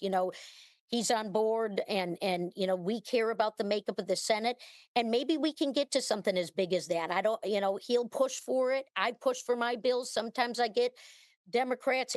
Wow. So basically she's saying, like, listen, I only thought it wasn't possible, but we'll try. That's a great answer. She's not attacking his ideas. She's just saying, well, I don't know if it was, it's a big lift. It's hard to do. But I believe in the ideas. She's not attacking the ideas. She's attacking the political plausibility, but she's not doing so in a way that's damaging to him. She's just saying, like, in my judgment, that would be too hard to accomplish, but maybe we can do it. She's showing, like, optimism and humility. This is, like, honestly, my respect for Stevens went up a lot. It takes a lot of self-control and humility to get on the horse like this. What a pro. Like, man, AIPAC bought someone who is better at this than I thought, which, if she wasn't supporting terrible positions, you know what I mean? Like, if she wasn't being bought to support terrible positions. And Republicans, sometimes I just get a few of each. By the way, speaking of, you know, taking on some of the painful issues. You know, 414 of my colleagues, every voting member of Congress, joined me. On a big resolution on free and fair people who were taken hostage on October 7th. That's, was a while ago, but that was a good one. No one covered it, but Right. we got I every voting understand. member of Congress on that one. So, and that was a resolution. But the big healthcare stuff, Major, look, they'll do it. They'll work on it, and they're going to try, just as I've tried. That's the beauty of this country we live in, this democracy, this freedom. And actually, Abdul shared. He said, look, he didn't come from a free country. He grew up sometimes going to Egypt in the summer, Right. and he saw what Understood. it was like not to have freedom. So I know you're trying to get another question in. That's good. That's your job. My job's to get out the truth, and get. He's laughing. America needs to laugh a little bit, but good to see you. Exactly. Haley Stevens, I have to move on. We changed the entire format of the show because you became available. I'm glad we did. Thanks for your time, and we'll see you on the campaign trail. Okay, thanks. Now to the Middle East, where Iran appears close to a deal to keep. Well, chat, and with that, it's been a wonderful week. I'll see you guys. If you're in Wisconsin, I'll be seeing you guys in the GOTV work. So get out there. If you're within driving distance of Wisconsin, go out there and join in a Francesca Hong campaign. Check out the pinned post. Help our fundraiser. I'd love to see it hit 40K. What are we at? We're at $36,992. You can also join into, she's going to need that money in the general election, guys. But we got to run through the tape.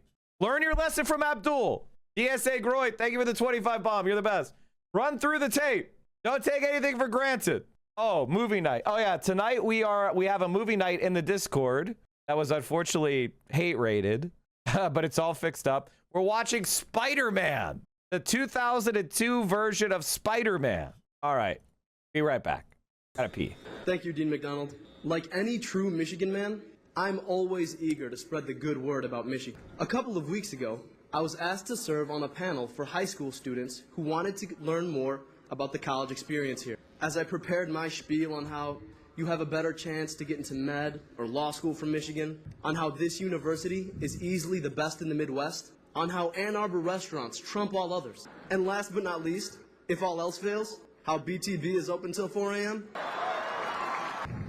I got to thinking about my experiences. What I really wanted to communicate was why I love Michigan. Now, why do I love Michigan? I came to one prominent conclusion: 7-month winter. I wanted to put a finger on what this university means to me. I mean, Michigan is the only real college experience I and most of you have ever had. Think with me now. What would college have been without packing into these seats on crisp Saturday afternoons to watch our boys in blue just obliterate whoever it was who wasn't lucky enough to be wearing the winged helmet? What would it be to walk between classes and not see your upper-level biology professor jamming it up on a harmonica? What would it be without the fishbowl? Actually, I can answer that one. You probably wouldn't have wasted a sum total of about 30 hours of your life just looking for a computer. And then I thought about the real reason a student comes to a place of higher learning like this one, Thursday nights. But education is a process of transformation, and I realized I love Michigan because the person who's leaving here today is better than the one who came. And I know that extends to you, my fellow graduates, as well. So back to my story.